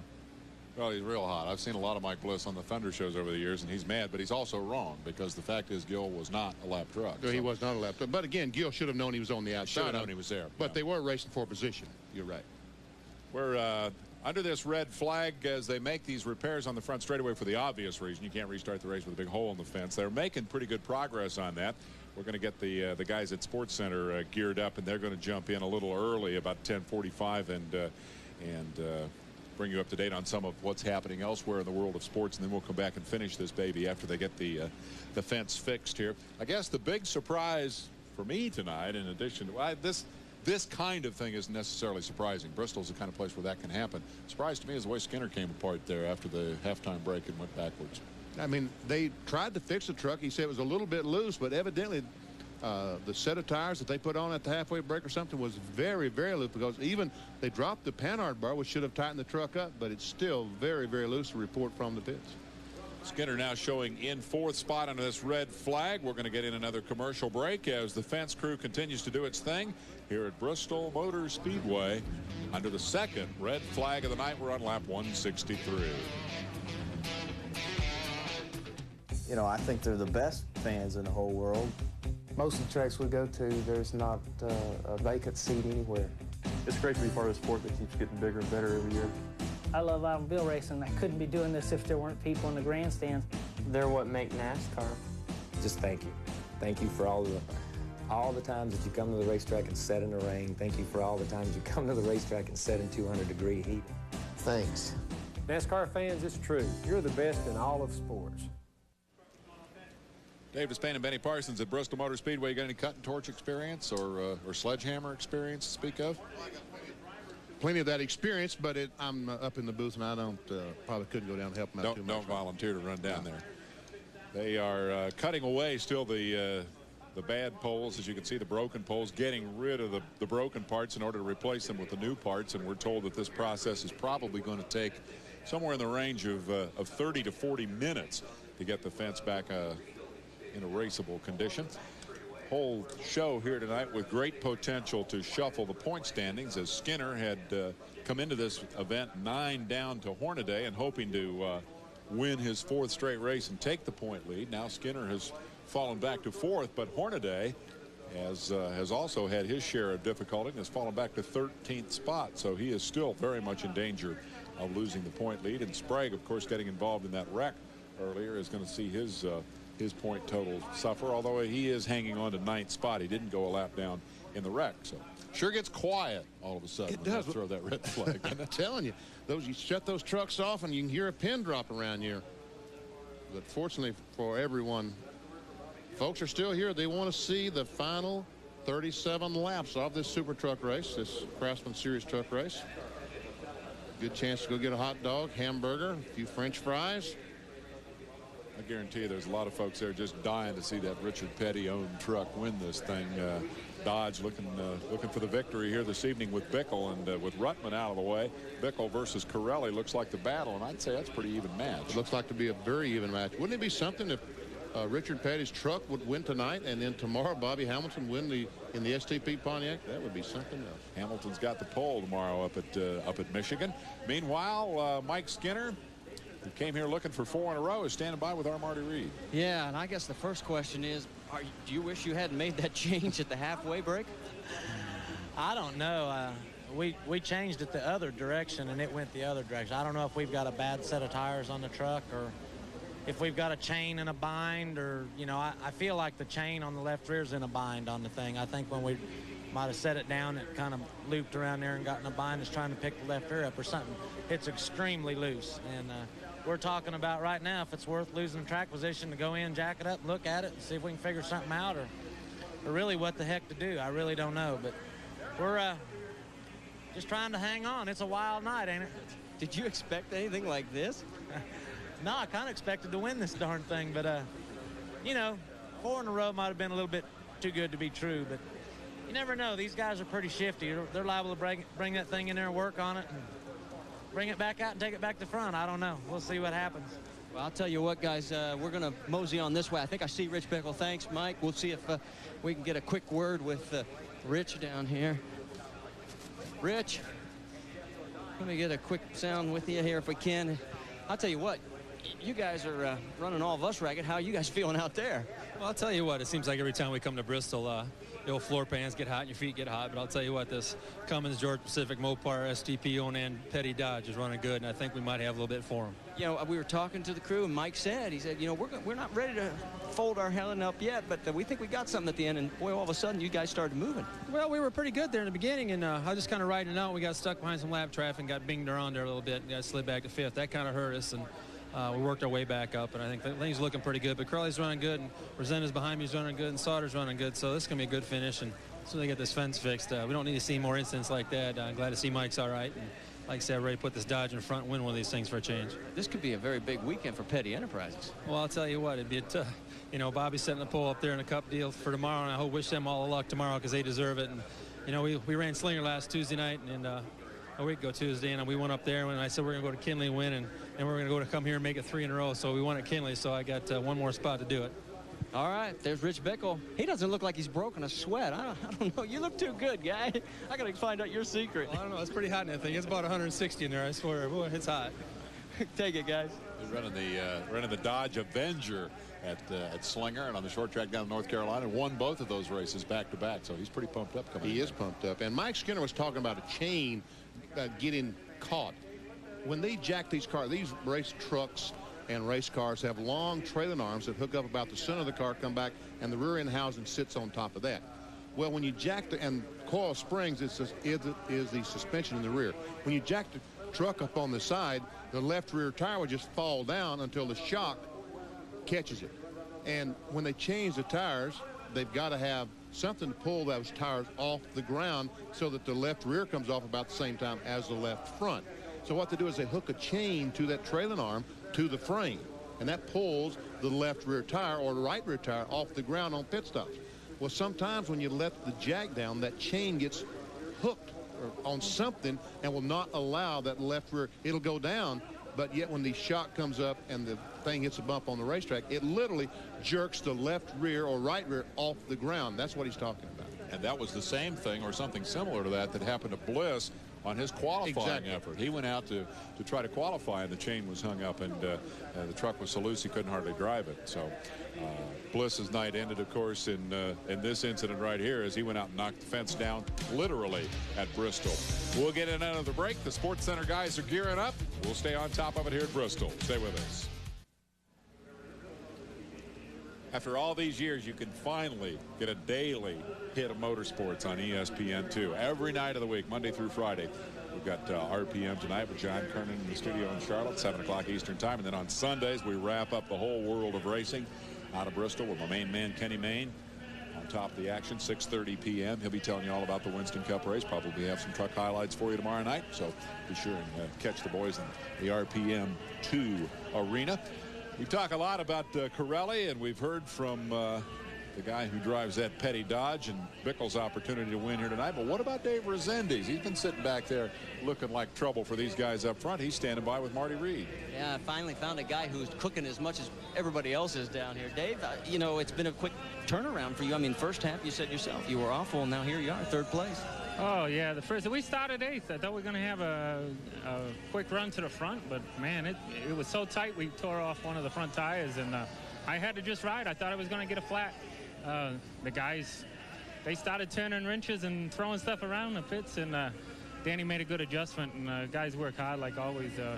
With this QVC team is really coming on strong, and I think we got a truck that can win tonight. I caught these fellas. They got quite a ways ahead of me, but I run them down, and it's one thing to catch them. Now we're going to try to get by both of them before the end of it. Well, and with this is going to be at least, you know, another probably a half hour before we even get a shot at this. What's that do to the setup of the truck, and as far as you guys being able, because sometimes, you know, trucks run better on long runs, and you're going to have to come right out from the bang and go at it. Yeah, well, that's kind of what happened here. It really didn't take off, and it took about 20 or 30 laps, and then it just hooked up and took off. And that's what I was telling one of the guys that says, oh, man, I hope this isn't too long. Those tires, you know, they build up, and then they cool off. And then you never know what they're going to do when they cool off. They just might not come back to the right pressure, the right size. And that, you know, these radial tires, a couple pounds here, a couple pounds there. You hear about guys doing it all the time. That's the problem with after a long, long caution. You hope and you pray that your tires will come back to what they were. And, of course, guys, remember, they cannot do any work on the vehicle during the red flag situation. The number 7 truck just sitting out there, and he's thinking in his head, how many pounds of pressure do I have, and what were my tires going to be like? Rezendes, by the way, is from Massachusetts, if you hadn't guessed. I wonder if NASCAR is going to allow the mechanics to go out and air that. That's a good point.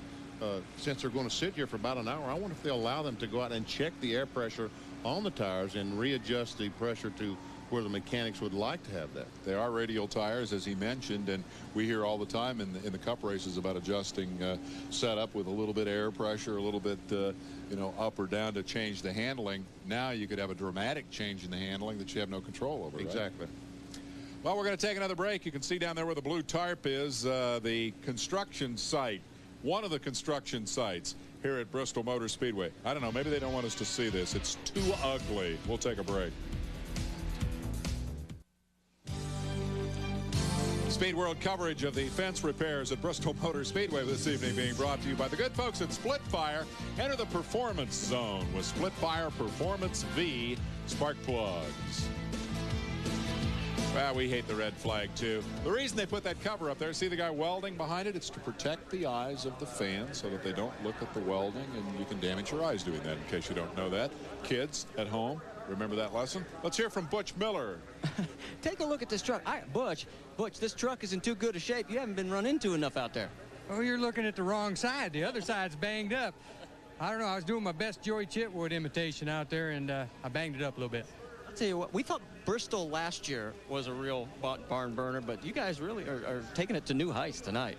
You know, I got to say that out of all the racetracks, Bristol is my favorite to come watch a race at. And one of my least favorite to come be in. Well, now you're in 6th position. We've already talked to Dave Resendez about how a long stoppage of action like this, you don't know what you're going to have when you get back out there because of tire pressures. Based on your experience, because you've got a lot of it, what do you think's going to happen? Absolutely nothing. I think the guys that were fast before the red will still be fast. And, you know, I know we're back here in 6th, but we're running really, really well. The truck is a lot better than it was the first half. Having a little trouble with lap traffic. If we can get by the lap traffic and get 40 laps of green, we have a chance to get to the front. All right. Well, you've heard from Butch Miller. He says the fast guys will still be fast. Still hate it here. You weren't supposed to hear that, ladies and gentlemen. The truth will out.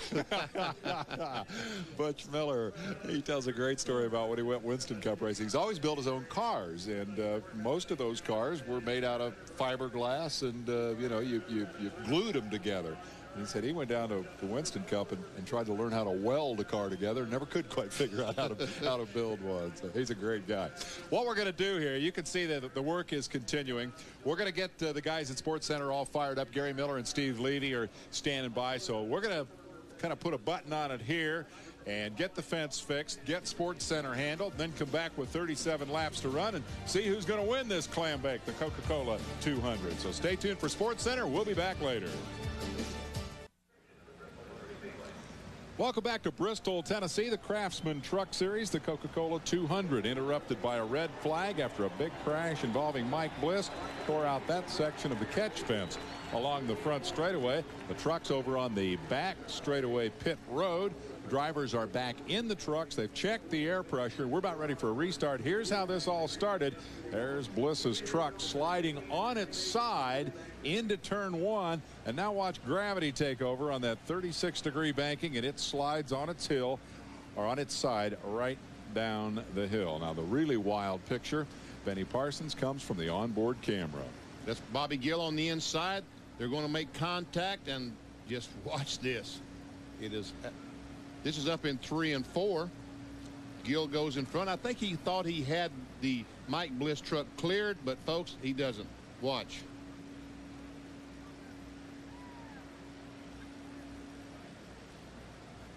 What a ride. Let's get down to Marty Reed and check out the situation as we prepare for the restart. Well, you remember we talked to Dave Resendez right before we broke away for Sports Center, and he was concerned about the air pressure situation and how cold tires would affect everybody. Well, NASCAR was aware of that fact as well. They put their heads together, and you can see the crews going to work on all 4 tires. Everybody able to add or deflate air out of each tire as they deem necessary. So from that standpoint, that's the great equalizer. I get the signal, and you're going to hear motors fired up, and we are going to get this baby back underway, guys. All right. Yeah. 37 laps remain, and it ought to be exciting. Let's take a look at your rundown. Corelli is the leader after Ruttman had a flat right in the middle of that big incident. Lost the lead just moments before it all happened. Corelli goes to the lead. Bickle second. Resendez is right there in third. Jay Sauter on his birthday is fourth. Skinner, who led the first half, has fallen to fifth. And then Butch Miller, Bobby Gill, and Ron Hornaday. Jack Sprague. Ruttman will be the last truck on the lead lap, and then we'll take you all the way back through the rest of the field. And Benny, I guess it's time for us to speculate about what might happen in that final 37 laps and who might have the best truck. I don't have a clue. I've watched this thing for 163 laps. I still don't have a clue who's going to be the best. There we see Harry Gant. And there's the 3 trucks, 31 through 33, confirmed out of the race so far. The 13-11 Harry Gant, but he's still out on the racetrack. The 0 truck, Gary Lloyd, Mike Chase, Randy Renfro, and Mike Clifton, obviously out of the race. There we see Joe Ruttman, and they'll be changed. They're saying not yet. I mean, they're going to let him get lapped. Trucks are rolling off the backstretch pit. Ruttman is stopped over on the front straightaway. He's actually in the pit area awaiting the crew's attention, and I guess he's going to have to go on a flat tire. I'm not quite sure I followed that. I don't. And they're not letting the trucks go at the end of pit road. I'm not sure I followed either. Sedgwick and Harry Gant stopped in front of Ruttman as the rest of the field come by. I guess what happened when the trucks stopped on. Okay, they haven't taken the red flag out, so this is not a scored lap. I see what the situation is. So they will fall in the rear, and the next time by, Ruttman would go in and change the tire. He will still be in the lead lap. Last car on the tail end of the lead lap. Red flag was out for an hour, a minute, and 17 seconds to make the repairs on the front straightaway fence. Now they'll let these 3 guys roll, I believe. But I'm not sure that when the trucks stopped on the backstretch and these trucks came around on the front pit, I think they passed the trucks. So now these trucks have got to pass them back, and they'll fall in at the back. See what I mean? They put it on the front stretch pit. So when the truck stopped on the back, they drove around to the front. In fact, going by the leaders, now they've got to come back by them. The last lap did not count. This time the red flag is removed,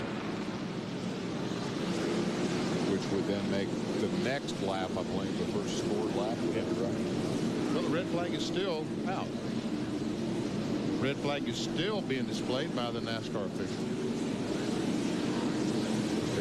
We're getting word that they're giving them a couple of laps here to warm the trucks up, effectively pace laps that are not being scored. Now the yellow comes out, scoring begins, and these trucks will hustle around.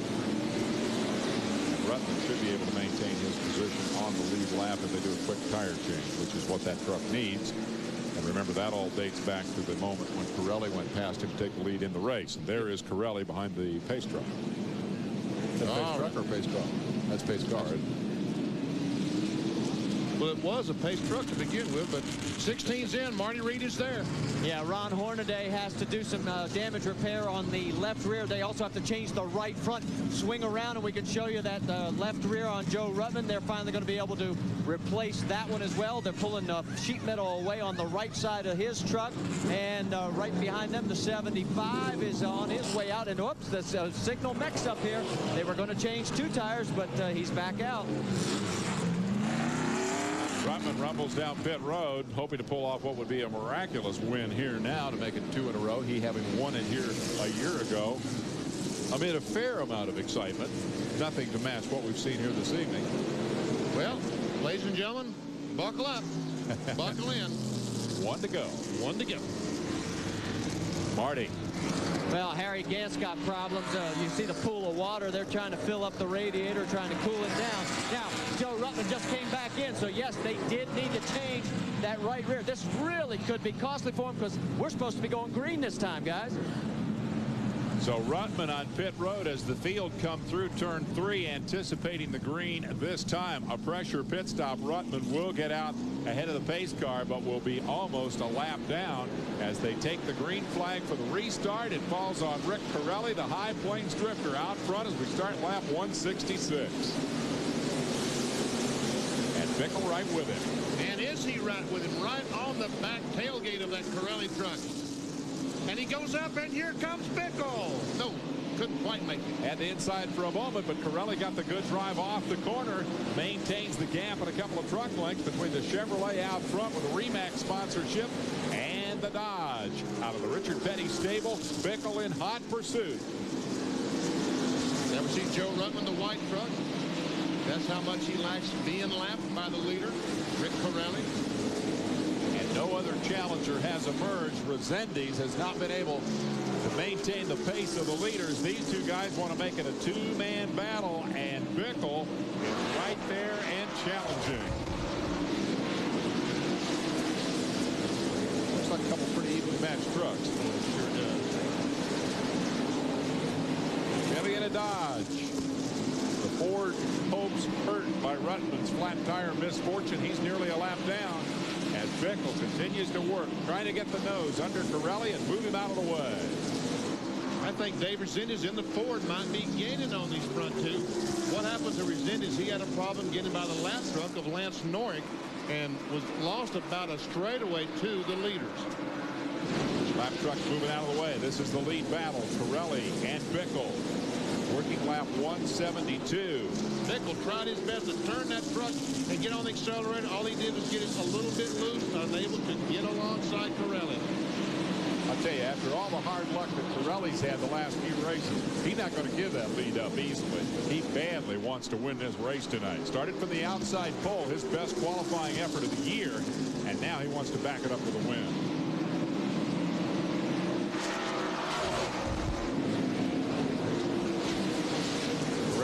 Never won the NASCAR Craftsman Truck Series. His best finish, second at Flemington, New Jersey, last August. Tonight could be the night. He's got the golden opportunity. But Bickle's there and tapped him. He tried to get under that Corelli truck, could not quite make it. Did make some contact. Corelli saved it. We're back where we started. Oh, and Bickle spun her around. And down it smacks the inside wall hard. Say good night, Rich. Wow, that changes the complexion. Suddenly, Corelli with a big lead. There is your second place truck. As Resendiz, and we go to yellow. Resendiz will be on the rear deck of Rick Corelli when they restart after Rich Bickle's hopes go south with the spin. Oh, he's kicking himself, huh? Boy, he is. Watches it come off the corner. And the last lap, we saw Bickle try to turn under him, get loose. This time, more than loose, all the way around, backs in the fence, hard with the right front and rear. Rich Bickle, victim of a late race crash. Right front's kind of wobbling a little bit. Bent her up big time. Yes, he did. Got a great run going in that Dodge. One after another, the potential winners of this race have hit trouble tonight. Most recently, Bickle, as he hits the inside wall down the backstretch, and takes the Petty Enterprises Dodge in for whatever repairs they can quickly affect. That right front's hurting bad. It is hurt. Marty? Yeah, the right front was quite a bit of shimmy, and it looked like the crew members were going to be diving out of the way for a second. They saw that thing coming in. They didn't realize how bad it really was. They've got to pull some sheet metal away on the right front. They're also changing the right rear as well, as that one was flattened. So it's going to go a lap down. So Rich Bickle, he's looking in the rearview mirror. He just saw the pace car go by, and he sort of beats the steering wheel a little bit. He knows it's over. And the crew is telling him, cut it off, because the right front, I think, was more than the wheel being bent. I think something is broken in the right front. And yeah, we see the right front going back and forth. He's saying, let's go, let's go. And the crew is saying, we can't go. The ball joint is broken or the tie rod is broken. See the kicking the wheel around? That's frustration right there. Yes, it is. In everyone's eyes and mind. We'll go green this time with Corelli at the head of the class. Resendiz now the challenger, and Jay Sauter is up there in third spot, the rookie, celebrating his 34th birthday. Ready to have to win his first truck race. Here we go.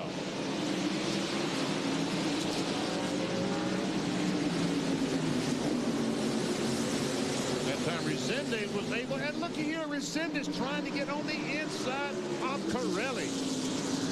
Ooh, and he goes up right on the back tailgate. I'll tell you, Corelli wins this thing. Still earned it. They have been all over him since the red flag. First in the form of Bickle, and now with Resendiz, who was the winner of the season's opener at Homestead, and Corelli gets loose. He's tried tried so hard to stay up front, almost losing control as he came off the second corner. Resendez takes a look. Here he goes. Remember last year when Rutman drove over the apron almost in that same situation. Resendez once again. He is putting the pressure on Corelli. Meanwhile, Sauter is there, and look who's looming in fourth. Mike Skinner trying to pull off the late race move that might enable him to win this thing after dominating the early laps. Corelli still in the hot seat as Resendez works him over. Sauter sits back there showing patience.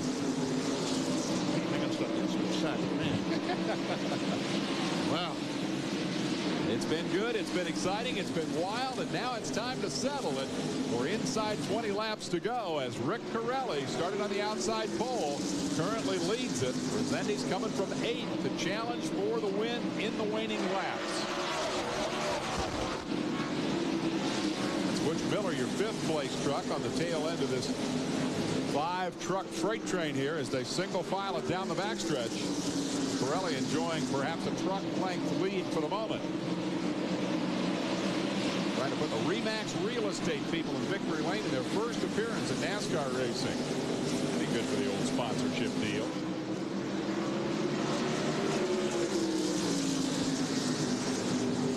Resendez again, giving him the nudge, letting him know he's there, trying to loosen him up to get the nose underneath, but Corelli holds his ground. Right now, Corelli is just trying his best not to do anything stupid, not to get in the corner too hard, get out of shape. And what that's doing is slowing his truck down, and we can see the rest of them all join the first 5 trucks nose to tailgate. Somebody in there will create some excitement, guarantee you that. Last truck on the lead lap, number 80, Joe Rutman. Back there with Hornaday. That would be what, 10th and 11th, I believe. 9th and 10th, I believe. Rutman's certainly been up and down the ladder from 33rd to 1st and now back to 9th. That battle continues as the lead remains in doubt. Corelli's doing a fine job keeping that thing on the bottom of the racetrack and making it real wide. It looked like Butch Miller trying to get on the inside of Mike Skinner that last lap, and Resendez right on the tailgate of Rick Corelli. Sauter's sitting back there, a couple of trucks back, kind of waiting. There's the bump. Easy, baby. Easy. Think about sweet potatoes. All right, onto the backstretch. Lap traffic will begin to be a factor here for Corelli and Resendez. Well, veteran race car drivers. Resendez was a terrific star of the modified tour with 10 laps to go. He's about 3 truck lengths short of the lead. That's counting the truck length that Corelli represents as he flashes by, working on 9 laps to go.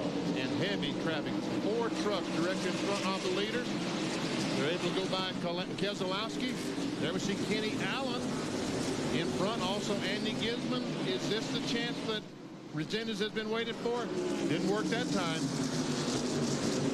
Corelli got around clean and gained a truck length in the exchange. Here come the rest of the leaders by. Strung out a little as a result of that encounter with traffic. Resendez will try to close it back up. Sauter, the rookie, waiting patiently for an opportunity. Skinner still trying to hold off Miller and Sprague. Sprague has salvaged a lot out of this evening, given that big wreck over on the backstretch that he was involved in earlier. He's 6th on the racetrack and 3rd in the points. Skinner stands to come out of this with the point lead. Hornaday being back on the tail end of the top 10. The big question, can Resendez move Corelli out of the way and win this baby? We saw him just 4 or 5 car lengths behind. Now he's caught him once again. But catching and passing, 2 entire different things. Here they come. 5 laps. 5 more.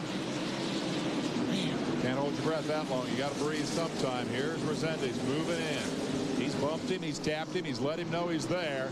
Now, with 4.5 laps of this half-mile oval to go, and Butch Miller's slowing down. Yes, he is. Jack Sprague's been able to go by, and here comes Joe Rutman off the corner. He's going to go by him as well. So, right at the end, Butch Miller has a problem. Meanwhile, back for the lead with 4 laps to go, 3.5 laps to go. Resendiz has got to get in there and work on him if he's going to get underneath and make the move. Here he comes down to turn 1. Corelli will close the door. This is going to be a heck of a finish, Benny. It really is. 2.5 laps. There'll be one more encounter with traffic, it appears, as they turn for the finish line. Again, Resendiz gets to the bottom, but Corelli, taking that wider arc in, is able to square it off and cover the groove. A lap and a half. White flag this time by. They go by Butch Miller's slow vehicle. Here comes Resendiz. White flag. One more lap. Well, what's he going to do? Go up there and run into the back of him and try to knock him out of the way on the last lap? Resendiz.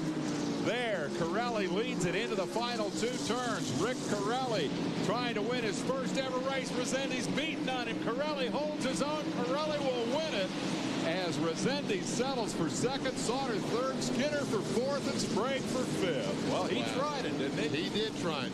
Congratulations goes out to Rick Corelli. Great victory. And that entire chest rounds racing operation out of Colorado, that will be a big celebration, a big party. 27 times he's tried. On the 28th outing, Rick Corelli comes home a winner. The first time flying the Remax colors. Corelli wins the Coca-Cola 200. And Mike Skinner should move into the point lead for the NASCAR Craftsman Truck Series. We saw a little of everything tonight. We'll come back and wrap it up after this timeout. In my garage, you'll find everything from a 5-horsepower lawnmower to a 5,000 horsepower dragster. Whether the guys are racing to finish the line or racing at the track, they choose Champion spark plugs.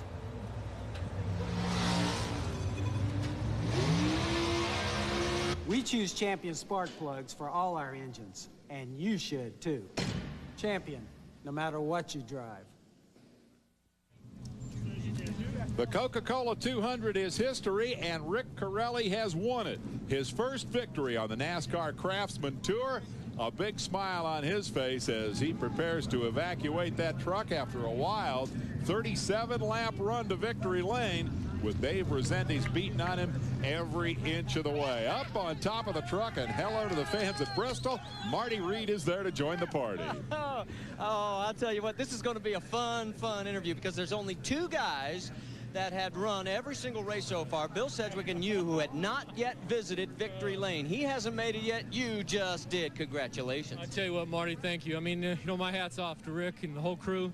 Remax, Chevrolet, Goodyear. We unloaded good. We came off the trailer good. And I'll tell you what, that's probably the worst 30 laps I ran in my life. I mean, I was all over the track, lost my rhythm. A little bit crazy, but I'll tell you what, I knew this day would come, and when it come, I mean, it's like, it's a breath of fresh air. I mean, I want to say hi to everybody at home, and thanks for everybody making Yeah, look at these guys. I'll tell you what. Holy smokes. Now there's Dave Resendiz. I'll tell you what, let's get everybody in here. Since Dave, you're here and we got plenty of time. First off, you gave him everything you possibly could to try and get by him here. Slide on in here. I did everything but spin him out, I tell you. He drove a hell of a race. He had better position on the track, and that's what it took. You know, he drove a hell of a race. He stayed in the groove. He just, I couldn't shake him, man. I was trying to get him nervous, but he was solid as a rock. But maybe next week, huh? Well, maybe so. Hey, I want to get Rick Wren in here. Rick, the 2 Ricks here. This is the crew chief. It's been a long time coming, but you got to be real happy also. Yeah, I'll tell you, these trucks are a little bit different animal, but I'll tell you what, we haven't given up. We just keep working and working, and Rick can drive. I mean, there's no doubt about it if we can put something under him, and maybe we got to turn it around. Now, we've had a monkey for a few races. Maybe it fell off our back. We had King Kong. It wasn't a monkey. Like King Kong. Hey, what a great way to introduce a new sponsor, though. I'll tell you what, you know, it came about a week ago, and, you know, we unloaded here at Bristol with Remax on board, and I'll tell you what, I mean, what a way to go in. I mean, I got this monkey, King Kong, whatever you want to say, off my back. But I'd sooner be, you know, I always wanted to lead these at the end. I knew what Dave was going through. He was pushing and pushing and pushing. And I'll tell you what, this feels so sweet to come here at Bristol. It's so tough. Once we got somewhere with Rick knew the racetracks, I think we'll be a lot better off. All right, there's your winner, Rick Corelli. He breaks the string in race number 28. All right, first win this season, first win of his truck racing career. And in his last 4 starts, he had run 13th, 23rd, 19th, and 24th. That's King Kong riding on your back for sure. Tonight, they shook the monkey. They won the race and did it in pretty impressive fashion. He really had to, I mean, he said he lost his rhythm and didn't think he drove a very good 30 laps, but he did exactly what he had to do, Ben. He held off Resendiz. Well, he did, but in fact, he watched the rearview mirror so much trying to keep Resendiz back there that, in fact, he did lose his rhythm and slowed down about 0.2 of a second. That's why we saw all the other cars, Mike Skinner and Butch Miller, catch the cars before the 42 car of Jay Sauter had some problems, and Butch Miller had a problem as well. There we see the unofficial results. Rick Corelli, for the first time in his career, will go up #1. Great run. And I'm sure all the folks in Denver, Marshall Chevron and all the other folks, are just delighted with their driver tonight. And I'll tell you what, for Jay Sauter, that's a great performance. The rookie finishing 3rd on his birthday. Doesn't get a whole lot better than that. Let's go back to Marty. I'll tell you what, this is a real neat trick. I don't know how I managed to pull this off. Uh-oh, look out. This is going to be a... Oh. Hey, you back.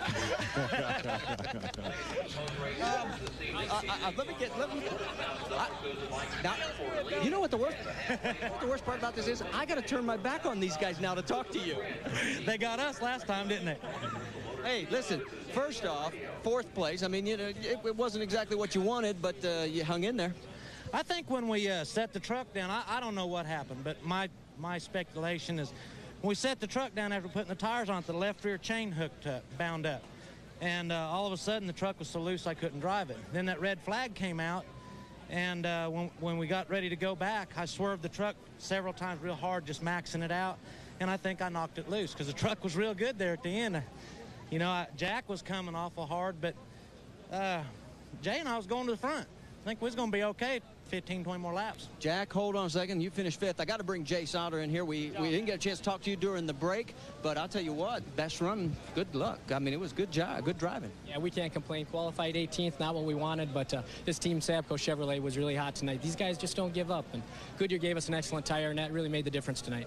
I got to ask you one thing. One of the guys up top today was saying he expected some big things from you tonight. What was the key? I mean, because like you said, qualifying was horrible. Yeah, well, we had a real loose condition here. You know, most of practice rained out on Thursday. It's my first time here, so we had a little struggling to do, but we didn't have it perfect at the end. We were a little too loose to challenge the leaders, but the next time we come back, we'll be right there.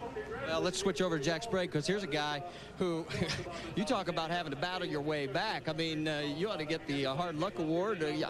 Early in the go, it looked like this was not going to be anywhere close to a 5th place finish. This is pretty typical for the Quaker State team. Tucson and Colorado, we got spun out also, went to the rear and come back to the top 5. But I'll tell you what, the Quaker State crew saved my butt, because the first half we were junk. We were tight, wouldn't turn. They adjusted on it at halftime, and we really were really good. The cautions kept falling. We needed long runs like we always do, and the Goodyear tires were awesome. I got in that deal there when Bliss flipped and hit Ron in the back, knocked the whole front off my truck, which made it really push. But then again, I think if we'd had 25 more laps, we was coming on strong again. We just seemed to run out of laps. These races just ain't long enough for us. But typical racer always wants a few more laps when he doesn't have the lead. I've been in situations where I'm glad it's over when it is, but heck, the last 4 or 5 races, it's like we need more laps. But hey, Dennis Conner, the whole Quaker State crew, Hendrick Motorsports, Rick, Jimmy, everybody, you know, we appreciate everything they've done. And we had a good run with not such a good piece at the end, but we never gave up, and I never gave up, and they never gave up, and that's what it takes, and that's what it takes to win the championship. Well, Jack, you definitely gave it a good ride. It was entertaining to watch. Thanks. Thank you. Guys? You know, you see these guys like Sauter and Sprague, young, good-looking guys, good race car drivers, very articulate, good race truck drivers. It says a lot for the future of this series. Oh, yeah. Automobile racing is in really good hands. In Winston Cup racing, we have great young drivers, trucks, all the NASCAR touring divisions. Great young drivers out there. Mike Skinner has taken over the point lead. We're going to take a break here and come back with more. We're at Thunder Valley, Bristol Motor Speedway, where Rick Corelli has scored his first Craftsman truck career victory. Speed World coverage of a wild night in Bristol has been brought to you by Splitfire. Enter the performance zone with Splitfire Performance V spark plugs. They're packing them up and heading for home. The celebration continues in victory lane for Rick Corelli's first ever victory in the Truck Series. It came on his 28th try, and Mike Skinner has taken over the point lead. Take a look at your full field rundown. Joe Ruttman managed to battle his way back to 6th place at the end after leading and then falling victim to the flat tire. We talked about Sauter, the birthday boy. Hornaday, the point leader, settled for 8th place. And I don't think any back beyond them there was a truck with a straight fender on it anywhere. That was a wild, wild night of racing, but exactly what you expect when you come to Bristol. As a matter of fact, Lance Norrick hit someone in the rear and damaged the front of his truck on the very first lap, and yet completed 199 laps. Mark Gibson, his first race, finished his 12th. Harry Gant, his first race back in 13th. Kenny Allen in 15th. In terms of the, well, we'll get to the point standings in a moment. We're going to take you all the way back through the field with the unofficial results. Bickle had a shot at winning it, spun it out late in the race. Decent run there for John Nemechek. Mike Bliss, you know the story, got up on his side, tore down the fence, and we were under a red flag for an hour. Refner had a great run going in Rookie of the Year battle and had a big crash. Hensley qualified well, then crashed in practice, and then had mechanical problems all night long. And as we wrap up the running order here, the guys who dropped out early were Mendenhall, Hurlburt, and Davis. Skinner unofficially will lead your point standings by 5 points over Hornaday. After the action here this weekend, these are the unofficial standings. Sprague is still third at 12:59. Resendiz makes a pretty good jump with a second place run here this evening, as he will be fourth in the point standings. Arena football is coming up next. BP, you and I are going to miss that because we're going to be sitting in the traffic, but this was a heck of a truck race tonight. It was a great truck race, and I want to say thanks to all the ESPN people here tonight. We were on the air at 7 o'clock tonight, so that means we're in position about 6:30, and they're still hanging in at midnight. Guys and gals, thank you very, very much. Here is the start of the celebration. That's Jack Sprague coming up and body slamming Corelli to say, great job, buddy. You deserved it, and you won it. Arena football is next. Anaheim and Arizona. Stay tuned for that. BP and I will join you tomorrow at 12:30 on ESPN2 with NASCAR Today to talk about the Cup race. Thanks, Marty Reed. Great job down in the pits. Thanks to all of you for being part of Rick Corelli's first ever win in the Coca-Cola 200 at Bristol. So long, everyone.